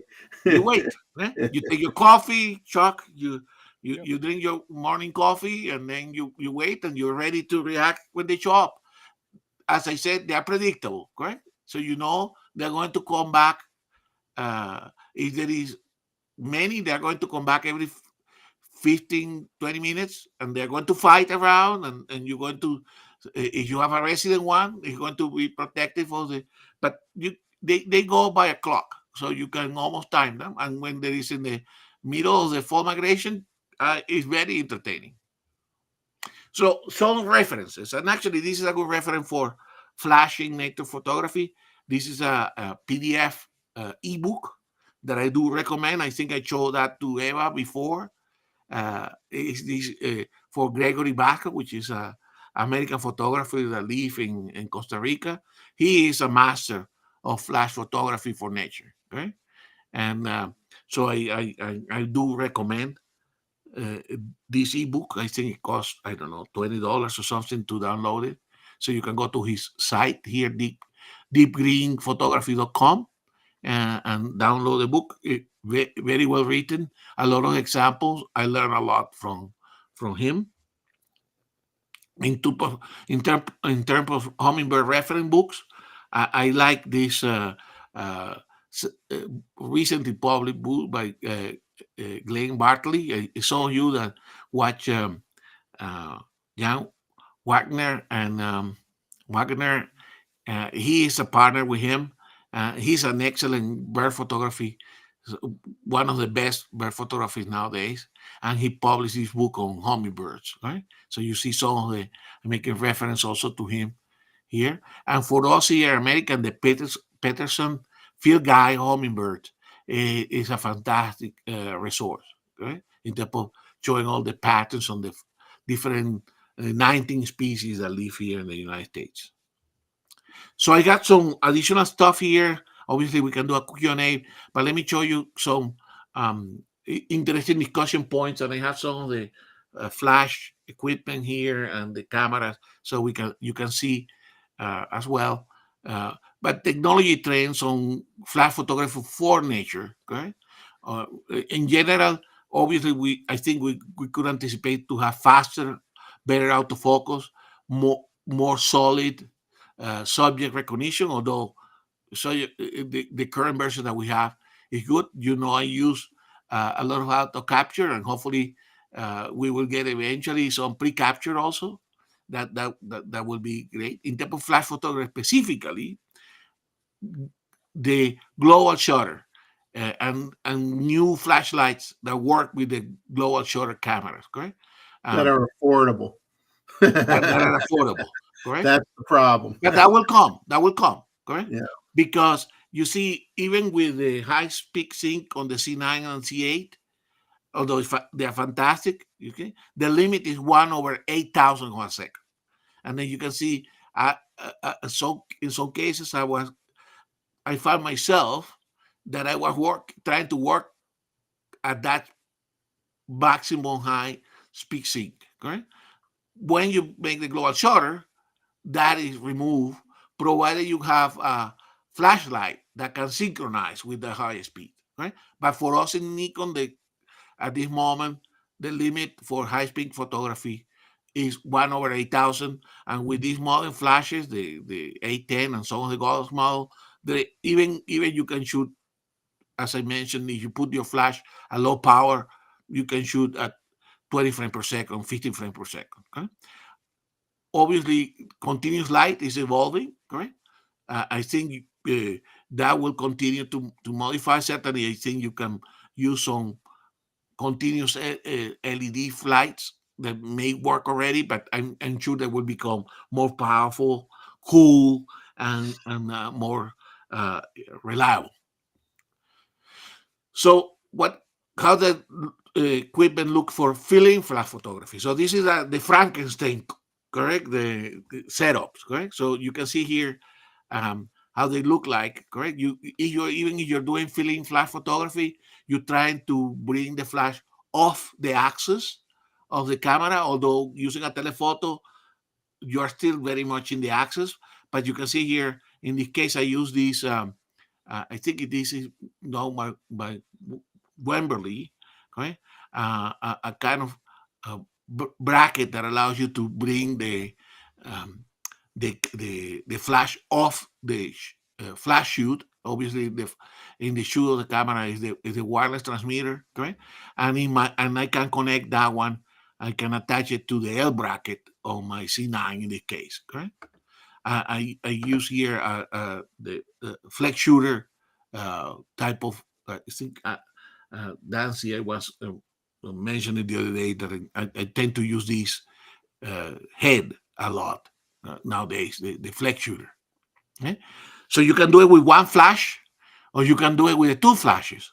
And the beauty of this is that you can, obviously, for the film flash photography, when you're not putting the flash closer to the camera, then you can put those Fresnel um, concentrator on the light, okay? That can bring a little bit more power out of the system. Okay, so this is with the Wembley gimbal head, and you can see how they set up and again this is with the 800, but you can see how the construction. So you have to tie everything up. Uh, in this case, you can use one of those. I don't know, Roy, how they call the arm. Uh, uh, uh, these little contractions here that you can attach to the bottom plate of the or to the bottom plate of the L bracket, and then you put the second then, and that allows you to move them at the same with the same angle with respect to where you are shooting with the telephoto. Right? Much better than before, correct? When we used to do this, I used to do this with a bunch of cables as well. So at least with this construction, don't need to have cables. You can use wireless triggers. Okay. So accessories, I see these are some of the accessories in the past. Correct. I used to do a lot of better beamers, so I have retired those. Right. Also, these are for concentration, and this is actually how all cameras with the wires with a better beamer used to look like. Okay, and then there are other Fresnel systems as well that allow to concentrate when you're using the when you're combining this with telephotos, these meg beams or mag beams. Okay? Yeah, and you're going to use those more if you're shooting at something farther away than you were. For the fill-in photos, you need to use some of this because you're Yeah. using the telephone. For the bring it when you bring the photos closer to the subject, then you can use those little diffusers instead, correct? Yeah. Like I showed you Yeah. before. I like those better. These, as I said, these Frankenstein constructions are somewhat unwieldy to move, but they work, correct?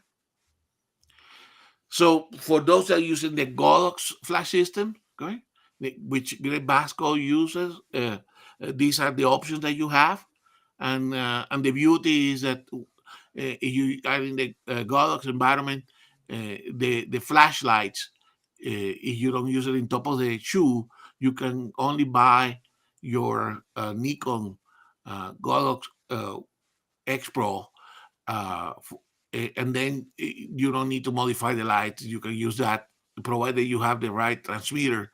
You can shoot the different systems altogether. Okay? So what's next for me is next year, and obviously, hopefully in the coming years, I will be able to visit other locations to photograph other experiences. So I'm going to stop here the presentation, and then we can talk a little bit about it. All right. I'm going to pull some questions out from the chat for you to address. Exactly. So let me stop sharing here, and then I can bring some of the equipment as well. Okay. So I'm going to bring up the most important question that was asked right here. Does coffee or scotch work better when you're waiting for the hummingbirds? For me, because this is the morning, the coffee definitely. But some people may like the coffee with a touch of scotch. Okay? Well, I have a challenge for you for next year. Okay. Okay. Instead of using high speed sync, because I'm going to bring up a comment that Roy made, and I used to use flash for with macro, with butterflies or bees or whatever, a long time ago. And I'm going to bring up his comment here. Is instead of using high speed sync next year, just for an experiment, set your shutter speed to your normal flash sync setting, 1/250th of a second. Adjust your f-stop as required to get the exposure the way you want for your background. And then you're not using high-speed sync.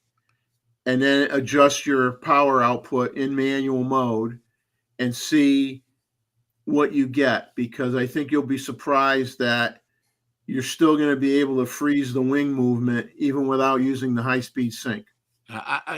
You can do that, and I did some of that this year. Actually, at the sync speed of the flash, which is 1/250 50th. Yeah. second. The problem is on this setup that I have, the light is still a little bit bright, so you get some ghosting. It makes some beautiful, very artistic images, correct? But you get some ghosting. In order to get no ghosting, then you have to basically put an artificial background, correct? Basically, try to kill all the natural light, put an artificial background, and then you have to put flash on that artificial background as well. Okay? So that's another style of photography that increases the level of complexity. You can do that as well. Right? I had tried to do that. I had done that in the past, but it's a pain to work with artificial background, correct? Because you have to either buy some artificial background or you have to paint one that looks naturally, and then that artificial background is only a foot away from the subject, right? So this is an old, you can see here, this is an old better beamer attachment. exactly with an SB26, right? With this working with these things in the rainforest is a pain in the neck, and Luis will tell you, correct? Because you love strapping the Velcro around the speedlight head. Exactly. And it will grab branches and you drop them multiple times. So hopefully I don't use this anymore, but this is just that you can see what we used to do, right? So these are the other little contractions.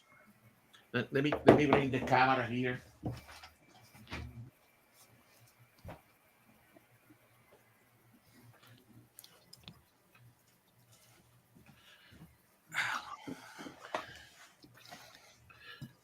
Yeah, you're ready to go. Yeah. So you can see here correct? So on the with this uh, bracket that connect to the L bracket for the flash, and as you can see, it's off the flash. Well, what's nice is that you were able to do it that way, and you didn't have to put a cage on your camera per se to be able to Exactly. use it. You were And the able way to. I put the L bracket, you can see you can hold it. So you can, I think you can do wedding photography with this, obviously with a different type of lens, but if off the axis, although I think the 400 2.8 is perfect for wedding photography, exactly. Absolutely. especially if you have a bridezilla and you want to stay far away from her. And of course, you can put the second one as well, correct? As I show you, if you want to use the two flash photography here. Now, what is important for making all this connection are these little thingies. Let me show it here to you. Yeah, I have the power to make Gustavo disappear. Look at that. Yeah, excellent. I missed the presentation, by the way, so I have to look it up later. Exactly. So you can see these little things from really right stuff are great, right? Because you know they connect in your plate. Actually, I use it for connecting the straps, but you can also put a dummy shoe for your flash. Mhm. Right. So those. So I have. You see in the back there. See the box of little accessories, Box of toys. box of toys Yeah. that you have. But these are very useful, and of course, as we have discussed before, this kind of angle uh, arms are very good, correct? So, that's what you need, and these you can attach to to the camera through this really right stuff directly, or you can take the really right stuff and connect it directly to the bottom of your camera, correct? So those little things are essential, correct? And then this little mini ball head here to connect. So you need to have all these little trinket and accessories. It's to like be an able to, erector set for camera gear. exactly. So anyway, so that's what we have for tonight. So the Pro Photo system is good, but the goggles is also excellent. Okay, and you can buy more of those flashes. So anybody has more questions? I want to. Well, I'm gonna look through them quick here. Have a look. I mean, an interesting thing too was has nothing to do with the flash, but Mozman made a comment that you got to watch out for ants Yes, on the feeders. They like the sugar too. exactly. Um, the and Roy wanted to know if you ferment the then you have drunk hummingbirds. They do, right? But also so they get a little bit. They sometimes can tolerate a little bit of fermentation, but you can still smelling the little bit of alcohol. So that's the time when you need to change it. So depending on the temperature, you change the water. I change it here in Coral, which is not that hot, every week. Okay. So it's a task, but it's not that bad, and you get the privilege that you get all these visitors, correct? And they're wonderful. So sometimes they would come to you and inspect you, and Luis probably has seen this. They come closer to your head and watch you. Yeah. So if they're used to people, they can do that. Yeah. Exactly. So Yeah. so they provide a lot of entertainment. So that's what I put together for you guys, correct? I think this type of photography can be used for a lot. So eventually, Luis, when I get to Costa Rica, I will bring one flash, at least one Yeah. flash, correct? Yeah. Very For good. not I always carry one as well, exactly and because then I use a TTL or manual as As, when I do micro photography, it's pretty much exactly always TTL. for the macro, and then also if you want to photograph, under the canopy and you don't have Yeah. sufficient light, Yeah. Yeah. Yeah. but that will be mostly on the film. But my Yes. temptation will be to try to bring uh, to try to bring a little bit more, but may not be possible. Correct? You're sitting in one of those hotels, correct? You can put your flash and in low power. I very often carry it with me. Let's say even here in the Netherlands, I very often carry it if I'm in a forest. But I use it a lot more in the tropics when I'm there than around here.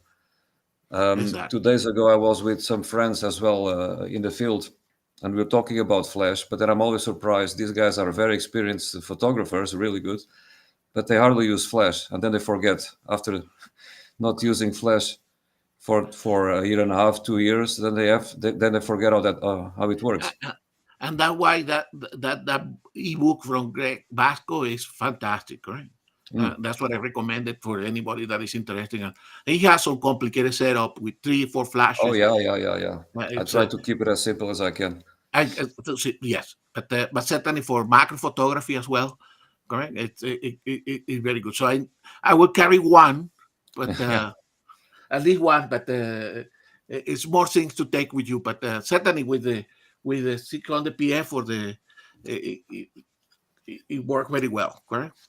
Yeah. I'm going to get off track for just 1 second here, and I just want to wish Greg's mom well. She says she fell yesterday, fractured her arm, which is why he got late on the show here. So he's going to go back and watch your presentation. And I just want to commend you on the quality of what you put together for the show tonight. I'm sure everybody got a lot out of it, and you did a great job. And everybody should be clapping right now at their computer, even though Gustavo can't hear you, other than me.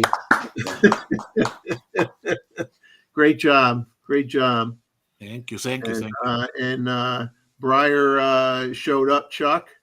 Yep. He's in the house. Him and I have been talking a little bit since, unfortunately, I was a contributor in making him spend money for the 800 PF. And so he's getting used to that.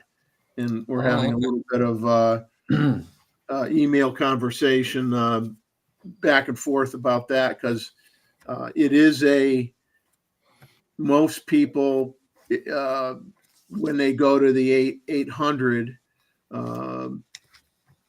as in the last email I sent him, I says, when you get the 800, your longest lens probably before that was either the 500 or the 600.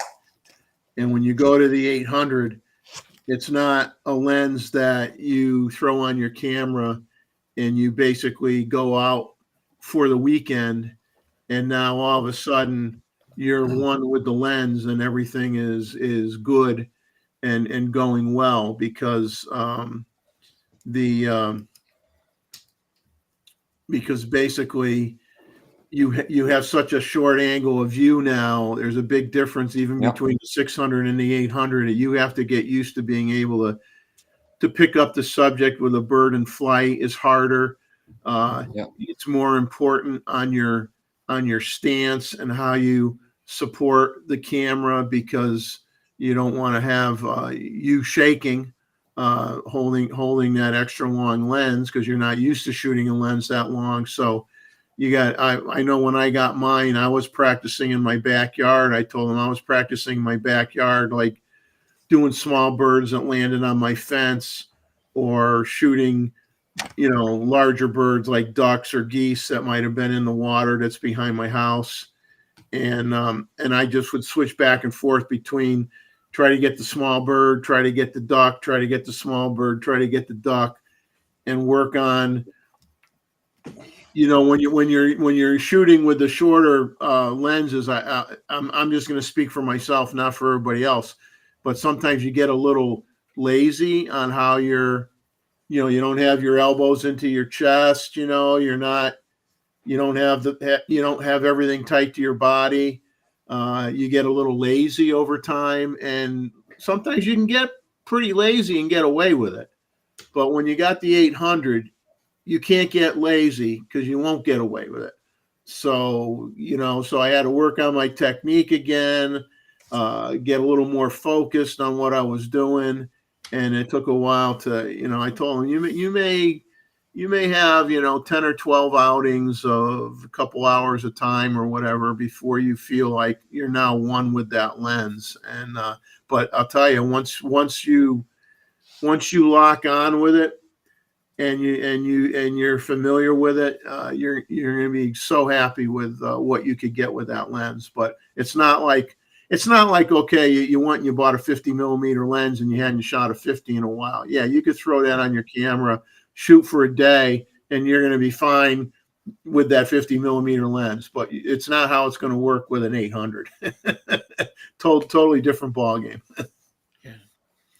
I'm going to show. I got the picture from Anita Stewart on where Jeff, and later on put me on the big so I can show how with the. Yeah, we don't see. Or put it where I am. Yeah. Right. So this is when the 800. Right. You can see you put it on with that bracket system. You can move your camera, and your flash will be able to point in the direction for that filling flash photography. So certainly for some places in Costa Rica, Luis, this will work, correct? If you need to work with the flash and the tripod, this will work very well. Well, do you find yourself being able to use a tripod in the tropics, or is it kind of hard to do that? They have a lot of feelers. Well, yeah. Yeah, it's possible, but for instance, but in combination with a 800, it's a lot tough to. I would say the 500 is a lot handier to focus, like what Jeff was just saying. Yeah. Remember, the hummingbirds are very small, correct? So so for hummingbirds in particular, these systems work well.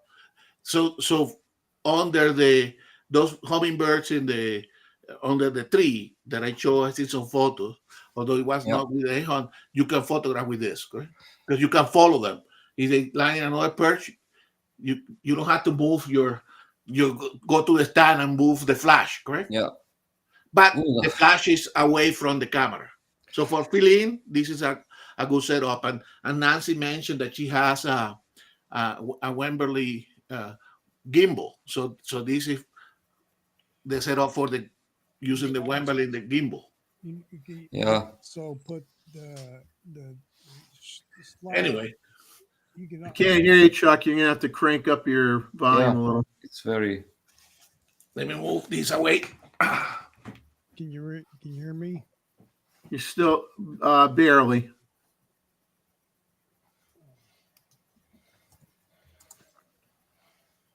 Well, anyway, I said you can put the light black flash on a product. It goes right to my the Wimberley. Yeah. Put the flash on the Wimberley itself. Yeah. Yeah. That's Go ahead. Gustavo, and this is not disagreeing with you, but it's really tough to follow hummingbirds around with the 800. Even with the 600, it's sometimes difficult to. I mean, in feeders and so, when a lot of things are happening and they're coming and going. Exactly. Sometimes I even go lower towards say 400, and it depends on the distance, Gustavo. So you know what I mean? Yeah, I know. The longer the focal distance is, the more difficult it is to move around. So it's a give and take game, in fact. Yeah, no, it's tricky. Sometimes I go. Yeah. Well, like I said, you use an A800, you have to. You definitely have to use it for a while to get that comfort with it. Yeah. It's not a like and I think it's the same way. Like if you've with the teleconverter, for instance. The same way if you go way the other way too. It's like if you're used to shooting with a, let's say you're typically using a 28 millimeter lens for your wide angle lens, and all of a sudden you go, okay, I'm gonna get a 10 millimeter ultra wide angle lens. Your whole way of shooting, composition wise, changes drastically from using a 28 millimeter lens to a 10 millimeter lens. So in that case, you're now at the other extreme, and there's a learning curve now with that lens that you don't have. You know what I mean? Lenses like a 50 or an 85 or a 105 don't take that long to get comfortable with. But when you're at the long end or you're at the ultra wide end, it takes you longer to get used to that glass and feel comfortable with it. So the thing with this, as you guys know, correct, is so this is the thing called the PF, correct? Is the technique is the same that with binoculars. You see a bird or any animal, you keep your eye on the animal, and then you bring the camera to you. Correct? You don't look to the camera and try to find No, it. you keep gotta looking. well, I look at the animal, but I have that camera very close to where my eye is, so that when I put it to my eye, the bird is there. It's the You know same what I mean? technique. It's the same technique that you use with binoculars. You look Yeah, at where, Yeah. and then you put yeah, your binoculars in front. You look at the animal, and you put your camera in front. yeah, And most of the time, if you do this a lot of the time, it will be there. yeah. Correct? You don't use your camera as I got the camera up to my face, and now I'm going to look for the bird. No. You got to find the bird with your eyeballs first and lock onto And then that you bring the bird and camera. bring the camera to your eye, and then you should be on the bird. You don't move your eye, so your You eyes don't still move your look eye. in the direction. Yeah. Right? Otherwise, you'll be the most frustrated wildlife photographer in history. But if you practice this a little bit, as everybody here knows, correct? Yeah. You will. Most of the time you will have success. Correct? You don't need a name. You don't need a laser pointer on the top of your camera to shoot it. You just need to have that technique. Yeah. True. Yeah, there's Roy is saying I just saw a device that just came out that somebody reviewed. So some people use a red dot to help with long lenses, Yeah. but experience and you won't need it. Yeah, I saw some review for I think TT Artisans came out with a red dot thing, and I just said Really? I said to myself, I'm not going to use something like that. I'm going to No. do just what we just talked about, and that works for me. I don't need any more gadgets. I don't need any more contraptions. Now, if you get experience, you can put your 800 in the gimbal, and without looking, you can move it until you find it. So with that's a little bit of a challenge, but I can do that too. So Chuck Rakesh is asking how you're doing. Yeah, I'm doing right. Really, I wish you had time to could speak, but can't do that. Hey, I want to go ahead and sign off. You know, everybody always is ah, well, whatever. Yeah. Gosh, but anyway, It's good to see you. just yeah, it's been good to see everybody there, and hey, Gustavo, that was a great presentation. It was. Mhm. All Thank right, you. I gotta get out. Get everybody out of. Yeah, never mind. Chuck, have a good night. Thanks for stopping in. As always, keep doing it, man, because we want you. We want you here every week. I'm trying. Yeah. Otherwise, I'm going to call your wife and complain about you. All right, talk to you later. All right. Take care, Chuck. All right. Very good. Take care. I'm gonna bring up Mr. Anita. Stewart's Anita's image here of where David and Anita are today. Yoo.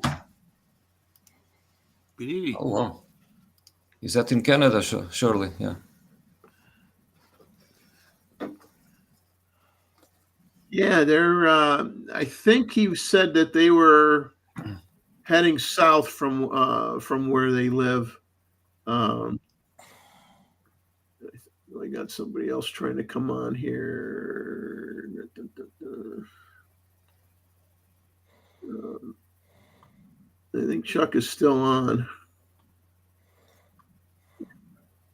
Um, the so Sanjit says put his comment up representing the Asian rainforest Yeah. and 800 millimeter, not easy to set up in the dense forest, but it's necessary to get the shot. Yeah, it's Yeah. like Gustavo. Like you find lots of times, I think you'd find yourself if you had let's say you had a subject, and it's all there's so many variables, right? So if you got a slightly open area and you're looking for a certain bird and you have a place where you could set up your tripod, and obviously that may be the way to go, and you can do that. But too, like if you're doing a lot, if you're walking a lot through the tropics and you're going through paths or making your own paths, whatever the case may be, you're probably walking around a lot, and you're gonna want to carry a 500 or a 600 to have something a little bit lighter, because you're going to be doing a lot of walking around, and something that's quicker for you to pick up and get the shot. For sure. Or even like Lise was saying, even you may even be using like either the 400 fixed focal length lens, or the 1:4 zoom or something like that. So depends on the distance. What yeah, Sanjit says is true. If it's really far, and I've been in Asia a few times, it's perfect. yeah, And in Iceland, Luis, the 600 PF handheld, wow. Going all the different, walking to the different places. It, Oh it yeah, was it's great. It must it be was great. great, great lens. but And if you add the teleconverter, correct? Then you need more reach. You can add the 1.4 teleconverter without not too much Yeah. penalty on weight.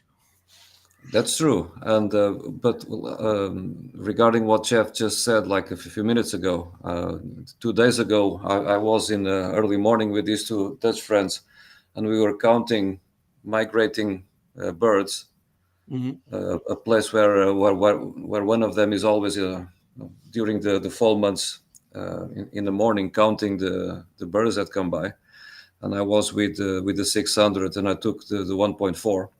And then, like Jeff said, it wasn't always easy for me, even for me, to always find the bird in the display. When I was like, oh, because it's it's 840 with so it's even more rich, so to speak. Exactly. So it's like, oh, sometimes I wouldn't find the bird. I had to go back and see where is the bird again, and because you're off by an inch and you don't see it. Well, that's I, what the I like this comment from Sanjit here. He says, "Look at the bird, hold the camera, and panic because camera was not turned on." I think that happens every day. Oh yeah. How many times do or sometimes I kick myself because I don't put I don't always put the limiter on the lens, so it's not doing full exactly. for focusing. I sometimes forget to put the limit switch on, and I kick myself in the head. I'm like, why don't I have the limit switch on? It's like that's something I never used. I never use a limiter ever. Oh, Either I forget or well, I forget it's there, to be honest, because I really never use it. for this setup, Luis, like I showed in the photo, correct? Once you get focus on the flower, correct? Yeah. Oh Then you yeah, play your memory set, because that's if it. it Yeah. goes on the back, you just don't want to be messing up with the manual focus. You want to come back quickly. Yeah. That's also one of the settings I always forget. If you ask me now, I don't remember. Okay. Or I don't remember if I put it on the Z8. And no, I Well, think I have it on the Z9, but not on the Z8 that because is it's a one button less. the 180 to 600, correct? Yeah. Which is a fantastic Yeah, lens. you can use yeah. You cannot doesn't have that's one of the things, doesn't have that memory set. Yeah. button that this one has. So Yeah. you have to program something specific for that one as well. But no, I do use this a lot. Okay. Yeah. The memory recall. Yeah. Yeah, memory recall, but this is to set the memory. Okay. Yeah. Yeah. It's going to I throw up. I'm yeah, sorry. that one I use, but I always have to remember before I go that I've put it somewhere. Exactly. Because Yeah. I used to use one of the buttons to cancel flash or let it go, let's say. Exactly. But I removed that one because I wasn't using it so much. Well, that's the beauty of this wireless, correct? Because you can Yeah, cancel the yeah, flash I have one of those as well. Yeah. in here. Yeah. Oh, like that. Yeah. Oh, I have one of those as well. Yeah. I've used the memory button sometimes not to alleviate confusion that the camera may have at times where it gets hung up on focusing on the background instead of the bird, depending on the size Mhm. of the bird. And I'll preset a distance um, where I'm planning to capture the bird as it's flying towards me or whatever. I try to focus on something in that general vicinity. So if the autofocus is starting to get a little bit, I want the background or the trees that are way in the background or whatever, I can hit that memory button and then I can jump right on the bird really quick. I hit the memory Yeah. button and then hit the focus button and then okay, it gets the bird again. But I use it to cheat that way uh, uh, a lot. Although the camera has improved greatly on that, where it doesn't do the background as much as it used to, but every once in a while it gets into a funk and you have to either do a manual focus thing and to get it close or you do the memory button, which is quicker. Yeah. By the Uh, way, Mr. Stewart mentioned that this is that bridge and the yeah, I fall. wanted to put up the name of where he Lumbrick Falls is where that Okay. picture was in Alberta. And then Roy followed it up to say, "Nice to see a waterfall that isn't too blurry." Well, we all get into that. You get into that using the ND filters trick sometimes too often and make everything milky white and everything. And sometimes there's nothing wrong with having a waterfall that's sharp. You know, I typically try to take both. Correct. yeah, you try to take both. Yeah, and then in that way, like I said, especially if you were selling your pictures, some people want it milky, some people want it sharp. So you're going to take it both ways. Yeah. So Sanjay mentioned something about the rainforest. Working wildlife makes difficulties of working them. So one of the other problems sometimes that you can use the flash for in the rainforest is Yeah. because that light that comes through the leaf sometimes comes with color cast, correct? And you can bring some Hmm. greenish color. Yeah, So yeah, right. Your white Yeah. bird is now a green bird. exactly. So you put a little bit of filling flash, Yeah. correct? Helps. Then you can basically go bring it back to the right color. So for birds in particular, that's important. For a monkey, maybe it's not that significant, but we know Sanjay photographic, he want accurate colors, okay? Yeah. I use very often the flash on manually, but with a very low power. Power, exactly. Yeah, just to and sometimes yeah, it's a bit of a guess.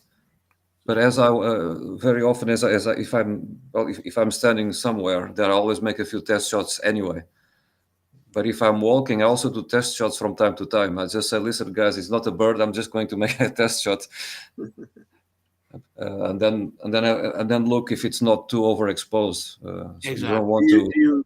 Do you find yourself using the flash a lot if you're taking pictures of, let's say, tree frogs and stuff like that? For That sure. yeah, tree frogs I do. Yeah, Yeah. that yeah, like I said, for kind of macro or even with a bigger lens for reptiles. Yeah, and of course at night it's pure ITTL. Yeah. Exactly. But during day sometimes you get. I know I was frustrated.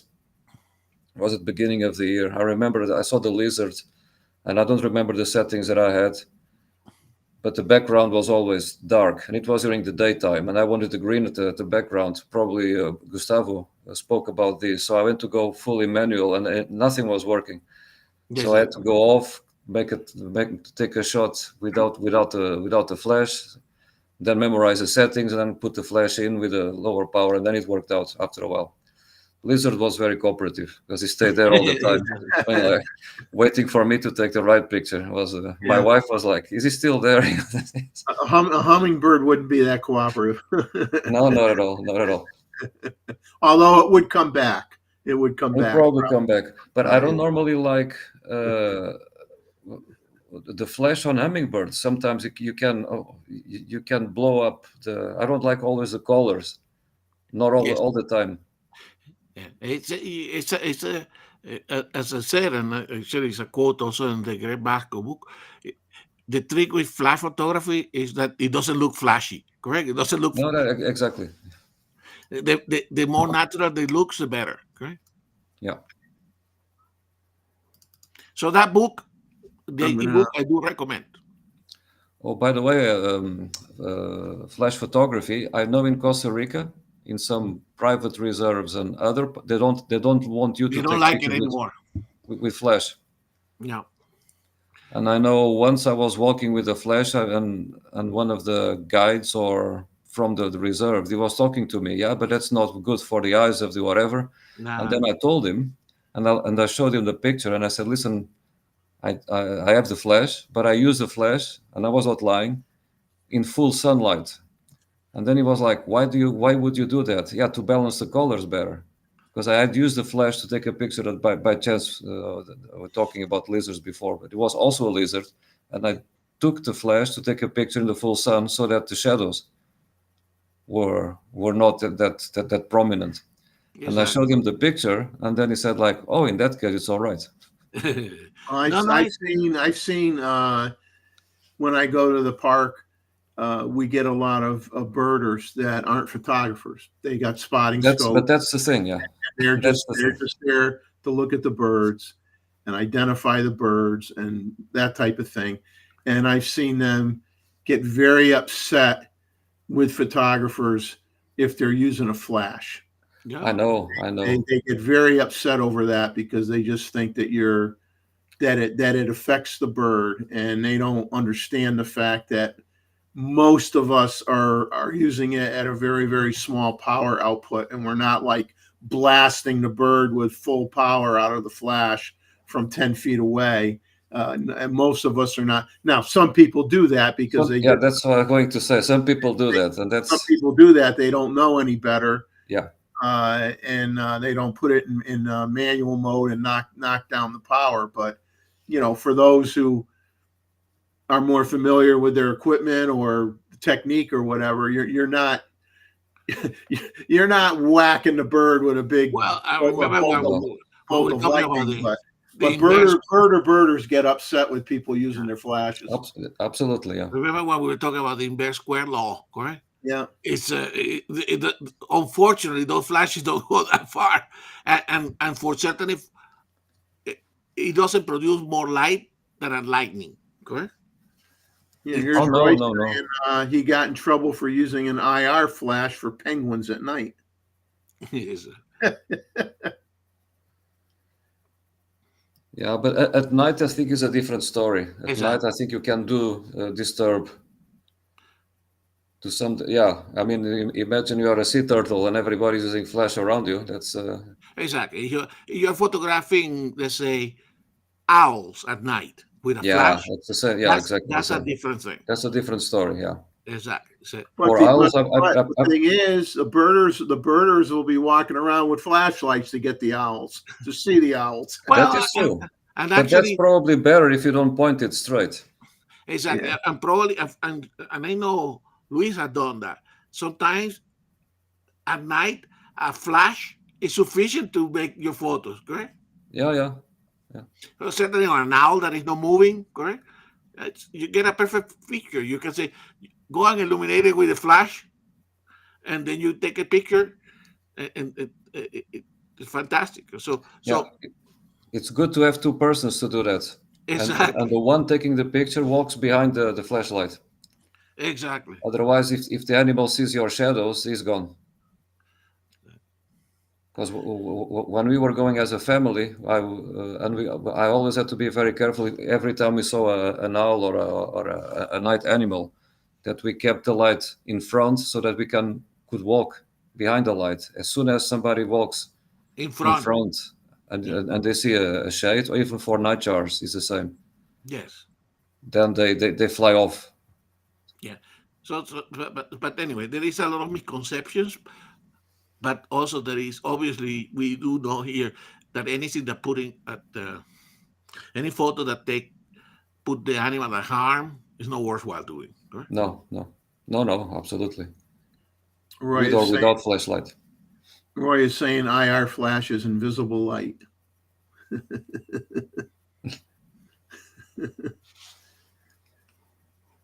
And Sanj is saying he's never flashed a hornbill. He's afraid to get too close to one. Yeah, yeah. Based on the size of those bills, yeah, I understand why you would want to stay a little bit away from them.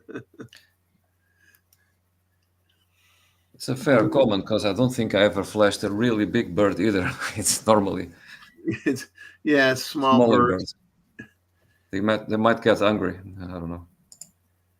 The so we got like another. Oh, we got a little while yet. Well, not long. We got another half hour roughly.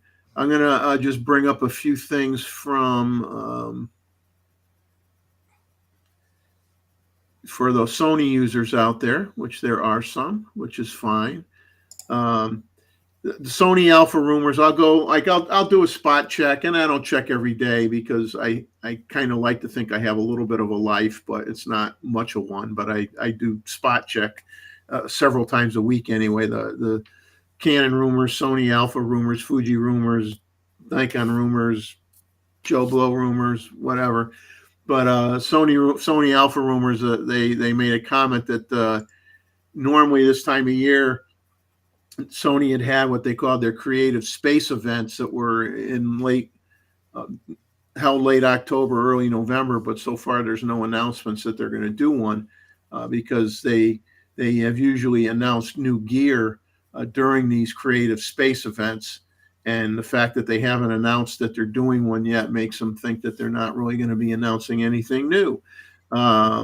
And now last week, the Sony Alpha rumors mentioned that the A7 V is going to be launched the first quarter of 2025, and the A1 is going to be in 2025 as well, but no time frame, whether it's first quarter, second quarter, third quarter, what have you. We don't know, but or they don't know. And then they talked, Sony Alpha rumors talked about the new Godox 8200 Pro version 2 TTL pocket flash that just came out recently. It's $349. And it's kind of neat. Some of the features of that flash is it has a speed light head and a bare bulb head. So you have both options. Wireless sync with the optional X3 trigger that you could buy, just like Gustavo's using the Profoto trigger for his flashes.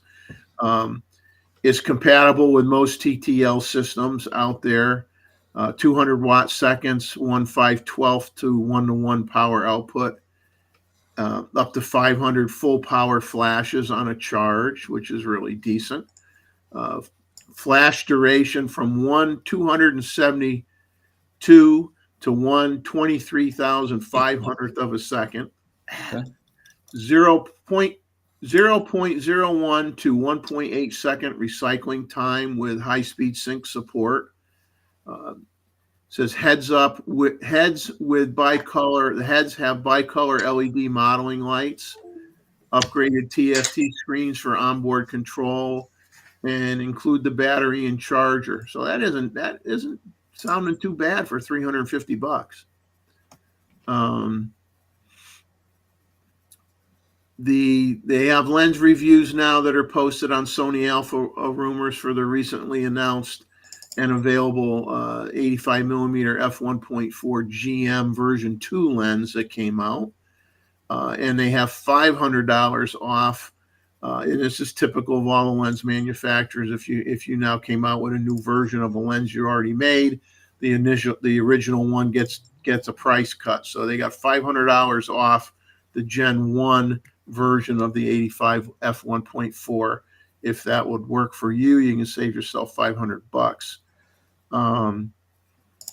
Cine D reports that Viltrox is selling a new Viltrox Luna 42 to 420 millimeter T5.6 in December for the extremely affordable price, and I say that sarcastically, of $100,000.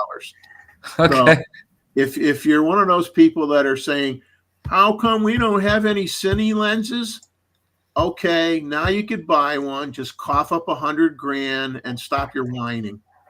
There you go, $100,000. You got your Cine lens. Have a good day. Sell your house so that you can get that Cine lens. And they had the IBC show in Amsterdam, like in the last week, and Metabones had a unique, what they called an EF-E Cine END smart adapter. It's basically rounded up to $600. So it's compatible with Canon EF and EFS lenses, and it supports the IBIS of the camera body and the optical image stabilization of the lenses. So you put it between the lens and the camera body, and it has a button on the front that lets you switch from a clear filter to an what they call an END mode, where you can dial in -2 to -7 stops of neutral density in half stop increments. For those, so those of you who are really into the video and you're shooting Canon, and you're making money with it, that might be a worthy investment, because now you can have an adapter and you can dial in whatever ND you want or no ND. And that could be very, very handy without actually having to put filters manually on your lenses. Now, Fuji Rumors really had nothing. Fuji Rumors, only thing they had was the new Fujinon XF 16 to 55 millimeter f2.8. That's coming out, is going to be about 30% smaller and lighter than the original version. And of course, they make the comment, the source said about 30%, so not exactly 30%. So they said, don't get mad at us if it's only 20% smaller and 20% lighter. That's how the weasel words, it's just like specs for the government. There's a big difference between the words when you use the word shall, you don't have a choice. If it says this, your item shall meet this requirement, there's no wiggle room. If they use the word recommended, that's different, as a totally different interpretation. But when they use the word shall, there's no wiggle room for you. You have to make sure you can do it. So same thing when you say about, not exactly, same kind of thing. And Canon rumors, the Canon EOS R5 Mark II has been a frustrating launch when it comes to stock levels for the customers and the retailers. They said there's still some long pre-order lists in various countries around the globe, and communication from Canon has been less than stellar for a lot of people. And it says we also all saw the news that the new EOS R5 Mark II orders could take more than 6 months to arrive. Canon publicly stated that the issues are with the supply chain, but they didn't articulate on that point. By the looks of it, it says Canon has removed the supply chain comment on their supply status notice for whatever reason, and that last was updated on September 9th. Canon rumors have been told that in the UK, a very small shipment of camera bodies hit their warehouses, but not enough to cover the long pre-order lists. The UK, well, the UK always seems to be the ones that get screwed the most when it comes to new camera and gear coming out. I mean, when you'd go and watch Grays of Westminster, and when you had Khan, talking about, we only got in 5, or we only got in 4 of something. The UK seems to get screwed when it comes to getting any kind of quantity on anything. They're always like the last ones to be able to fill their pre-order lists. So nothing's changed for them. They said North America's starting to receive camera bodies, but those seem to be going to pre-orders as the list grew again over the last month or so. And they're saying they're not sure about the 6-month commentary. He says that's likely the worst case scenario for new orders. We hope they get things sorted well before March of next year. And they ask people to let them know if they had their pre-orders shipped to them this past week or not. B&H Photo, at the time of them writing the articles, they said B&H Photo did have stock of the R5 Mark II with the RF, the kit with the RF 24-105 F4L IS kit for $53.99. And that's really all there was that I felt was worthy of mentioning in the rumor thing. I don't get into talking about software that much. I mean,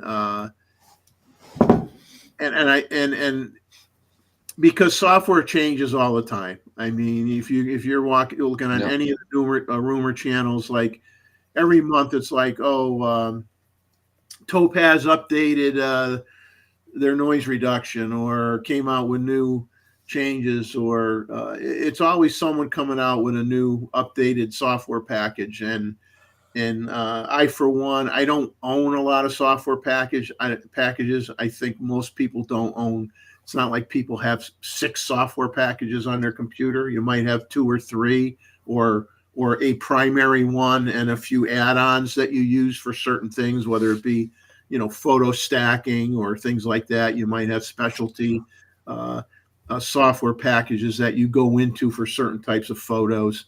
But I think most people are either using, they may have, a lot of people have Lightroom or Photoshop. They may use one or the other or both.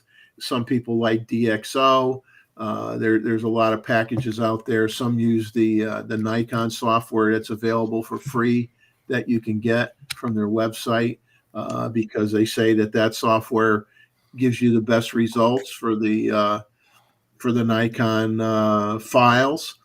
I have no reason to believe that's not true. I have not yet downloaded the free Nikon software to try it out and do comparison testing, but it works okay. I use it for a while. And I used to use the God, I'm trying to think of what it was. I think they used it. I think that correct me if I'm wrong. I think the Nikon software still use what they call the control point technology, or U-point technology, what's that?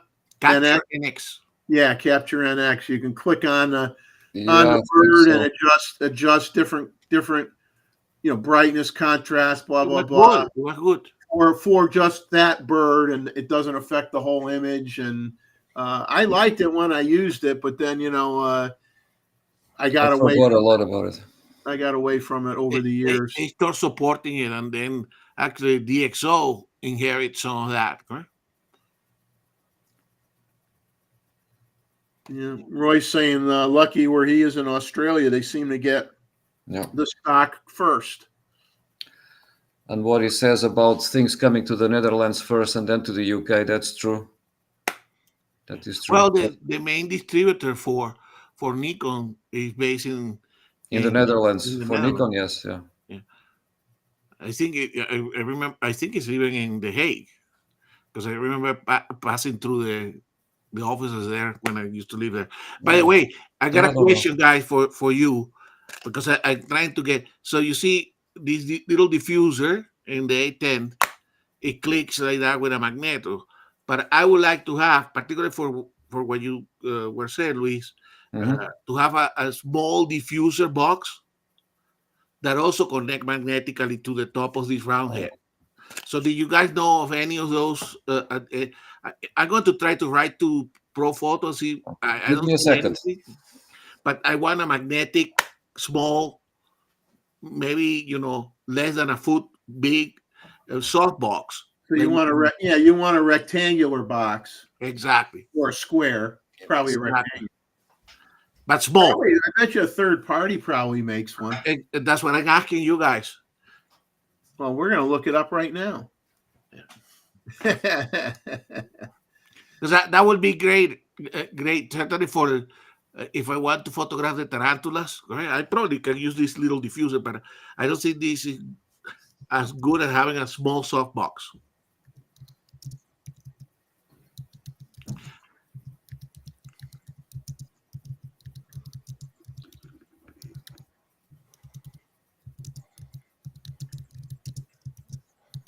No, that's an A10, right? Yes.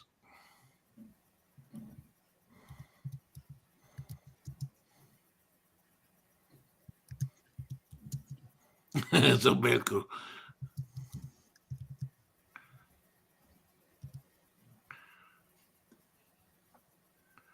Yeah. Okay. So I got some idea here from Tim and from the Godok one. Probably it has the same diameter. Probably will fit. Okay. Oh, that's good. That's probably good. So who made that one? And it's elastic. Exactly. So it doesn't Fred matter. Miranda's website. Fred Oof. Miranda's website is talking about. Well, they're talking soft boxes though. Because they have the big, soft boxes and umbrellas, the octagon, which is fantastic. But you're not going to be in the rainforest carrying one of those. But that's good. That's good. Put it in like this. So who make that one? I don't remember. It doesn't say. Must be very cheap because it doesn't say anything. But I have this one for years already, Okay. and I have upstairs like two smaller ones. They're a lot tighter. That looks I like thought- you stole a napkin off of a restaurant table and then folded it up and stuffed it in there. I might have done it as well in the past, but for a different purpose. No, but that worked well, correct? Because it good, good diffuse lights. I'll try to find it because and even I use this for macro, but even for bird photography, Exactly. I'll leave it there, and it diffuses the light immediately. You might need to say increase the power slightly, maybe, but as I take shots as I go, I always look as it. Ava put in a comment here. The MagMod MagSphere is magnetic. Okay. Thank you, guys. MagMod MagSphere. Boy, say that 10 times fast, man. Talk about Peter Piper picked the, whatever, the MagMod MagSphere. Say that 10 times. Okay. I will look for it. It's good to see Terry got in here tonight. I commented and said hi to him in the chat, but nice to see you in here, Terry. Terry says he has two from Chiona, Chiona. China is what he meant. He has two from China. I thought that Shona was a brand. Yeah, it is. It's called China.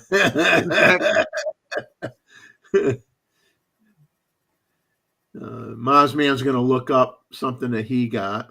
Yeah, I have my screen occupied here, but that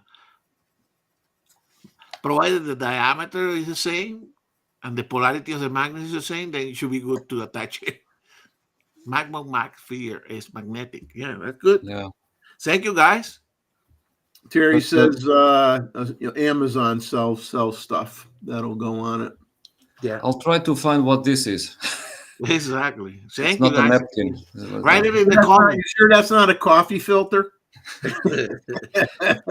No, a You coffee can filter make will- coffee with this, that's for sure. You know? Yeah. Hey, I'll tell you, creative people have probably used some pretty weird stuff in the day to put on their camera, put on their flashes. Oh, I'm sure. Yeah, but You it know. does work because this goes in. I actually gave one of these to one of my friends because he couldn't find this, but I actually Googled, and then after a while, I know I Googled by images with the soft, I don't know, and I found it twice, so it is possible. And I I mean, bought it in the Netherlands, so you're looking at a guy that used the old Gary Fong light diffuser for weddings yeah, 25 years ago.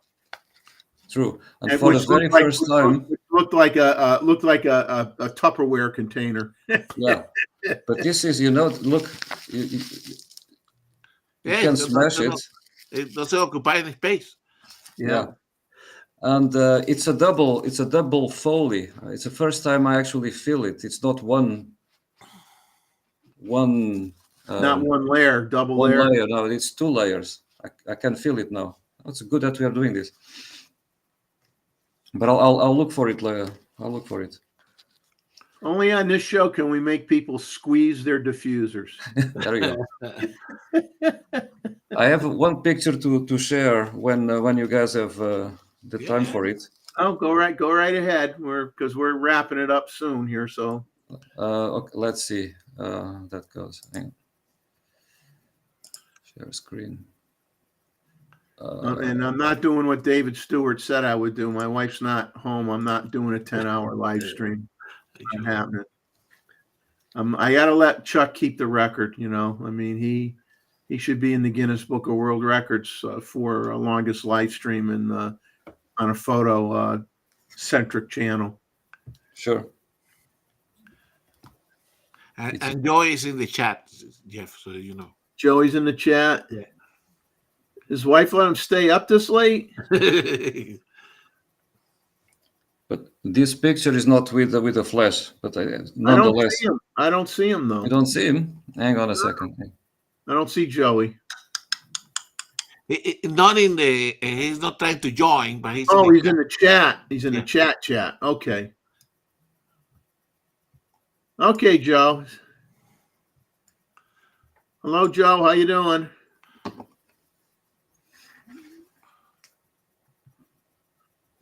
Well, hey, if you want to save some money and go to Malaysia at the same time, go to Malaysia so you could get something out of a promo bin for $5. But by the time you add the cost of the trip, that's a pretty expensive diffuser. So you better be going there for more than just the diffuser. So Luis, did you see the Sanjit the video, correct, from the project? I saw it. I know you're a very avid birder, and so fantastic job they are doing there with the boxes for the big hummingbirds. Yeah, and I was in Malaysia. Yeah, and I was in Malaysia twice because my daughter did an internship in Kuala Lumpur in 2019. Well, if you drop there, and sure Sanjay will take you around. Yeah, she actually went back 3 weeks ago to see how Kuala Lumpur was after 5 years. Kuala Lumpur is a beautiful city. Well, the public transport is great, but sometimes you try to walk next to one of these major roads, and crossing was not always an easy task.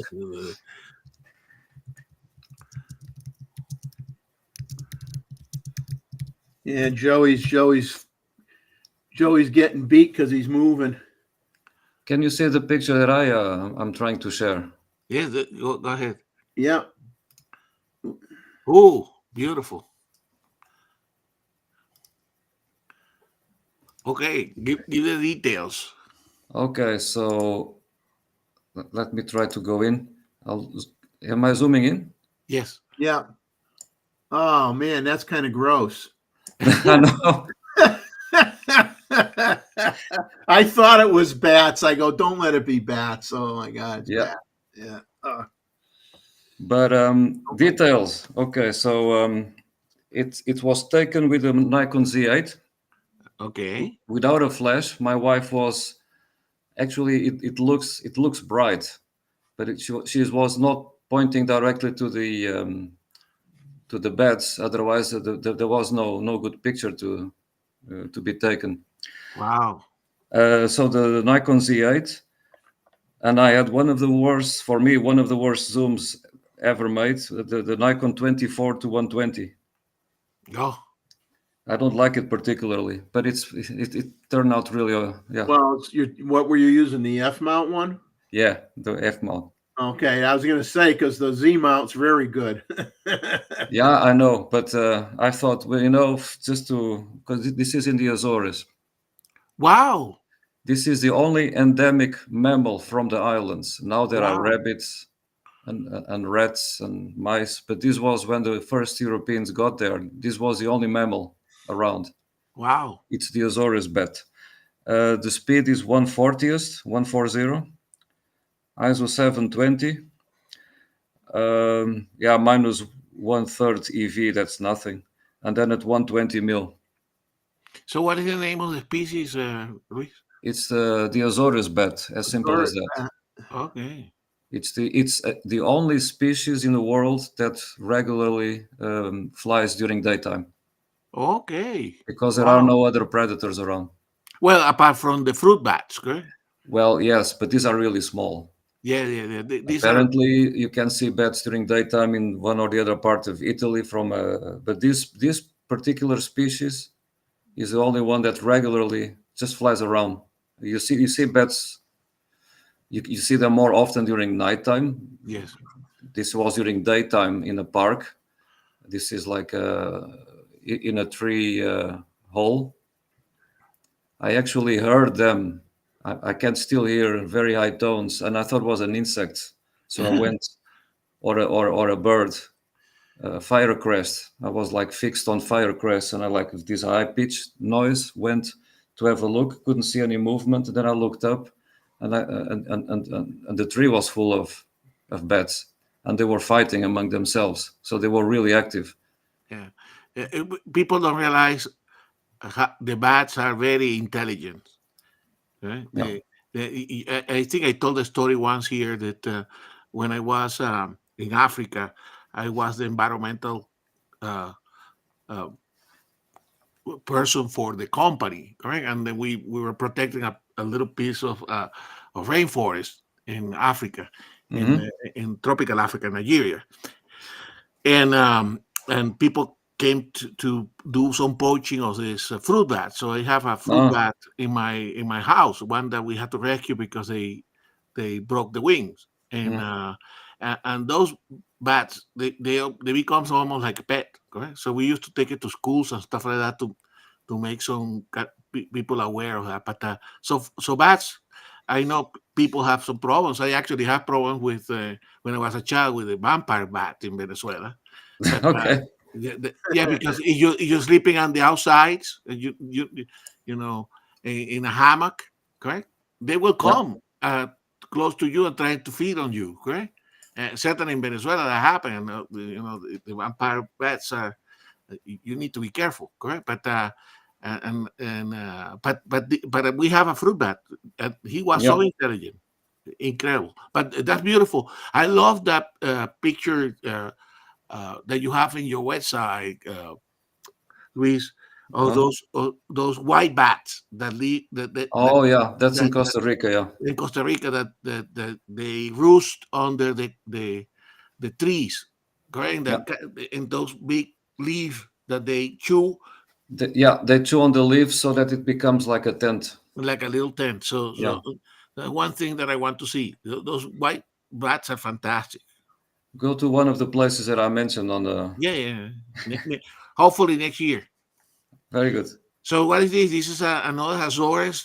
Uh, Yeah. This one, I'm showing this because this bird only lives in one of the islands of the Azores. It's wow. endemic to one of the islands only. So It's a what is the bullfinch. name? Yeah. It's also very easy. It's the Azores bullfinch. And it looks a bit like they look like a female European bullfinch. Yeah. In Europe, the males are reddish in color, but not there. They live between 600 and 300, 1,000 and 3,000. Well, yeah, from 1,000 to 3,000 feet. So it's 600 to 900 feet, meters, I mean, only on one island, on the eastern side of that island. So we went there hiking, my wife and I. And within 5 minutes, we saw this bird. And my wife said, "Oh, that's very easy." And we Eh, went back. We went back 3 times. We didn't see a single one after. wow. Yeah, it's interesting, all these birds in the Atlantic, correct? Because you will see, for instance, in the case of Iceland, is halfway between the Americas and Europe, correct? But most of the animals, although that's part of the Paleoarctic region, correct? And so Yeah. geographically, but a lot of the birds are European, correct? And Mhm. you would think that the prevailing winds and the will bring more species from North America, but actually most of the animals, most of the birds are from Europe. But so Yeah. here in the Azores, I don't know what the prevailing winds are, but they seem to be also favoring. Of course, the Azores a little bit closer to Europe and to the Americas, correct? Yeah. There are. I was there for 3 years during my military service, Oh, okay. and two of the islands in the west, they are just slightly closer to Europe or to Lisbon, say to Portugal, than to Newfoundland. But during fall migration, a lot of American passerines also show up in the Azores. But stranded on taken by the wind. Stranded, yeah, yeah. Okay. And there was one butterfly there that I didn't recognize. I actually didn't manage to take a picture with my wife took a picture with her mobile phone, Mhm. and then we searched, and it was an American painted lady, Oh, not the wow. European one, but the American. Wow. So then I went to search on a European internet site that identifies like insects, and it indeed only the American painted lady lives there, not the European. Wow. So it's a bit of don't say a mix. There are not that many species, No. but there is another finch that is lives also only in the Azores, but on all the islands. This one was more specific to one particular island. So this was the one that I wanted to see, because the other one I had seen uh, when I was there before. And this is the last picture that I have. You know what this is, Gustavo? No, but it looked like a canary It almost. is a canary. Okay. It is a wild. It's an island canary. It's the where all the cage canaries come from. Okay. Okay. Because I know they were originally from the Canary Islands as well, correct? Yeah, Canary, Madeira, and the Azores. Yes. Okay. Wow. Beautiful. But Yeah, if you see, very this is for Jeff. This is a 500 PF. nice. Yeah. Yeah, see, but Gustavo ruined me because he got me to. I traded in my 500 and got the 600, which I'm paying on. But I And what? did like the 500. I mean, believe me, the 500 is a great lens for Yes.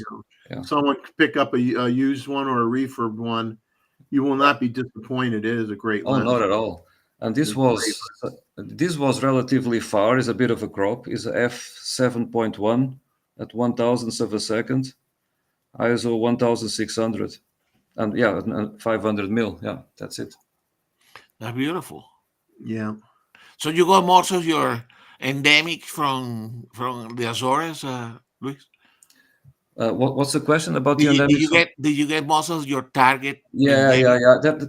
yeah. There are not that many species, so it's a very relaxed tour because we went there for more than a week. So plenty of time to see. Taking pictures is a different story, but you would Exactly. see most of the endemics, say every day. Would see canaries every day. The other finches that I don't have a picture here with me, but I'll share one later or David, another time. David's taken off. So Yeah. So have a good one, David. that reminds me, Jeff, that you need to put the Yeah, do that. announcement for the photo review again. Yeah, do that. Yeah, I'll mention a few things. I'll put that up first. In the next photo review is October 5th, and we need to start sending stuff in, folks, because I only have 9 images. So if you want to have a 1-hour show, then don't send me anything. I have But a few ready to go, Jeff. start sending in some images, and we got a little bit of time here, but time does fly rather quickly. And then another thing is, earlier in the show, we were talking about the effort to try to do a calendar and things like that, and make sure some of the suggestions that came up in the chat, that you go and you add them into the comments section for the show as a reminder to me, because I didn't scribble a ton of notes. But we'll look into seeing if I have the software already on my computer to do a digital calendar month to month, and we could start picking out our 3 favorite images from the photo review that you could send. Let's say start just assuming we're going to do something. So let's say we got the photo review October 5th, and you're going to see all the file names. I'm going to have them all numbered, 001 through whatever.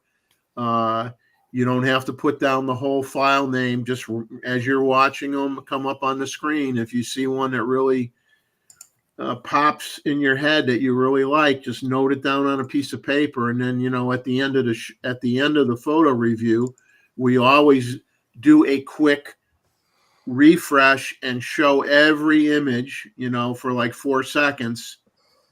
You might want to wait till we get to that or whatever, and then double check, which ones you want to pick. But pick out 3 photos that you like the most, those of you that visit the show, and send a comment in the comment section for that show after the fact of what your 3 favorite ones are. And I will put all that information together, and those 3 images will show up in the thumbnail for the following month's photo review. And if everybody feels comfortable with me hanging onto those images, maybe we talked about maybe doing a special photo review, maybe after 6 months or something, and show the top 3 images that we had for the last 6 months as a refresher to everybody, a reminder of the quality of the images that we get on the show. And I will look into the possibility of being able to do maybe doing a digital calendar month to month, in which case if I am able to do that and everybody wants me to do that, which is still up in the air, we'll find out, but I'll look into it. I'll take the whatever picture that people said was their favorite, and I'll put that on on that next month's digital calendar, that I'll create a PDF file or JPEG or something, and you guys could I could share it on the show, and you guys can send me an email. I'll send you the file, and then you'll have that month with that image on it that everybody said was their favorite. So we'll see how that goes, but everybody's got to give me permission to use these images, because I do right now delete them typically within 24 hours of the photo review ending, and I do not. I will never, ever, ever, ever, ever, without permission, ever hang on to a person's file or use it for my own personal use. Not going to happen. So that's my promise to everybody, and has been since day one. So that's about it. So send in suggestions of how we can keep everybody engaged and more involved, with the show. and because we want to get people, active here. We want the show to be engaging.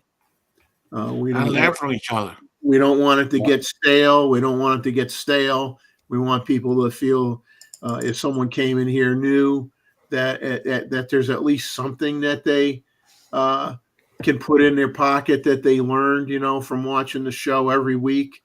And it doesn't have to be a beautiful presentation like Gustavo did tonight, but it could just be active conversation about different topics that we pick up from the chat, and we discuss it further, and we share a tool that we have and we use, or we share a piece of equipment that we have or we use to do a certain thing. It doesn't have to be big, but it's important to me that people get something out of the show other than friendly conversation. I want people to be able to learn something while they're on the show as well, because if we're really a fairly serious group of photographers, whether we make money or not is irrelevant. But if we take it seriously, we should all want to continuously learn something through our lifetime with photography, because that's the only way we get better. It's the only way we try new things.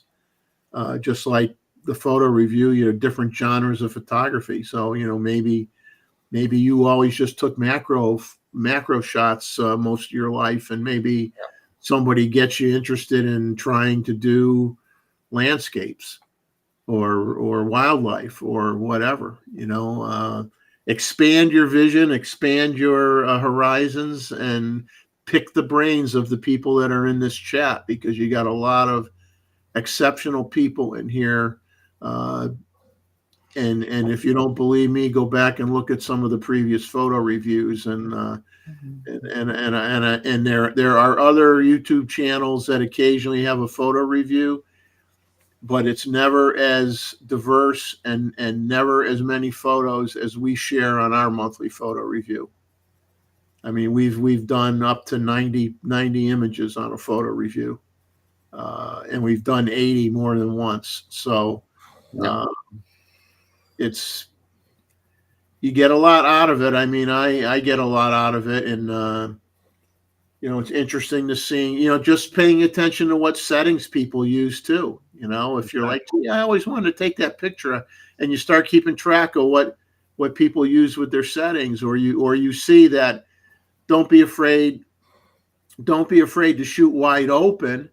But at the same time, know that there's certain circumstances that you might want to stop down a couple stops just to give yourself a window of leeway due to things that could happen, and just experiment with your lenses, experiment with your settings, experiment with using different lenses in your kit. And that's it. I mean, we want you to learn something. We want you to have a lot of fun. We want you to engage in conversation. And if you have a subject or something you want to share with people, send me an email. Tell me what you want to do. I'll help you in any way I can. No pressure. Could be 10 minutes. 10 minutes on the show. 5 minutes on the show. Doesn't matter. Get involved. Share something. I'm right. If you watching this not live but afterwards, put right in the comments. I know that now that we make the show a little bit shorter, we miss some of the people in Europe, correct? Like Luis is Middle of the night here. It's very early in the morning, but we're missing a lot of the people that are regular here, like like Martin and others in Europe. So we recognize that's an issue. But if you write a comment, we will certainly try to answer or engage with you via the comments. And here's Sanjit's asking us if he could share a book cover for the next photo review. For sure. And the answer to that is, of course you can. You do not have to ask, sir. You could share whatever you want during a photo review, or you could share it on any any of the shows that we do, you don't have to necessarily wait for the photo review. That's entirely up to you, because we will sometimes, share a shot that we took during the week that we really like, and we don't want to wait for the photo review to share it. So we want to share it early, and there's nothing wrong with that.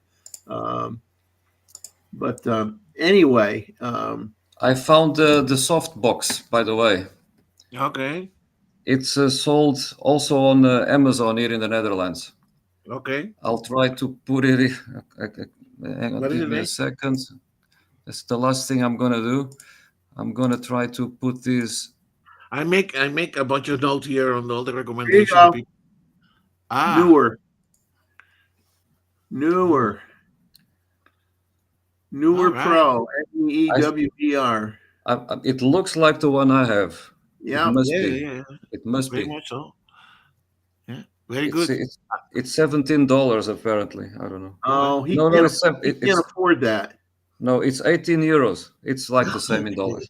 Okay. He can't afford that. No, Yeah. but anyway, Very good. I know I didn't buy it through Amazon, but you can get these in the Netherlands, so you can get them there for sure.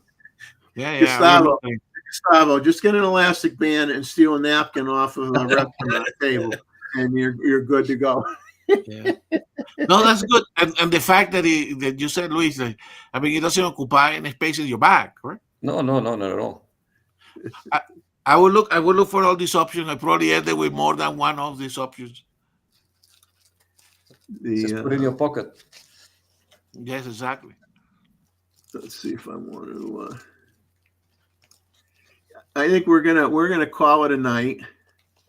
Um, and I thank everybody that has hung around. We still got 21 people here, so that's great. So thank everybody for joining us on the show this week.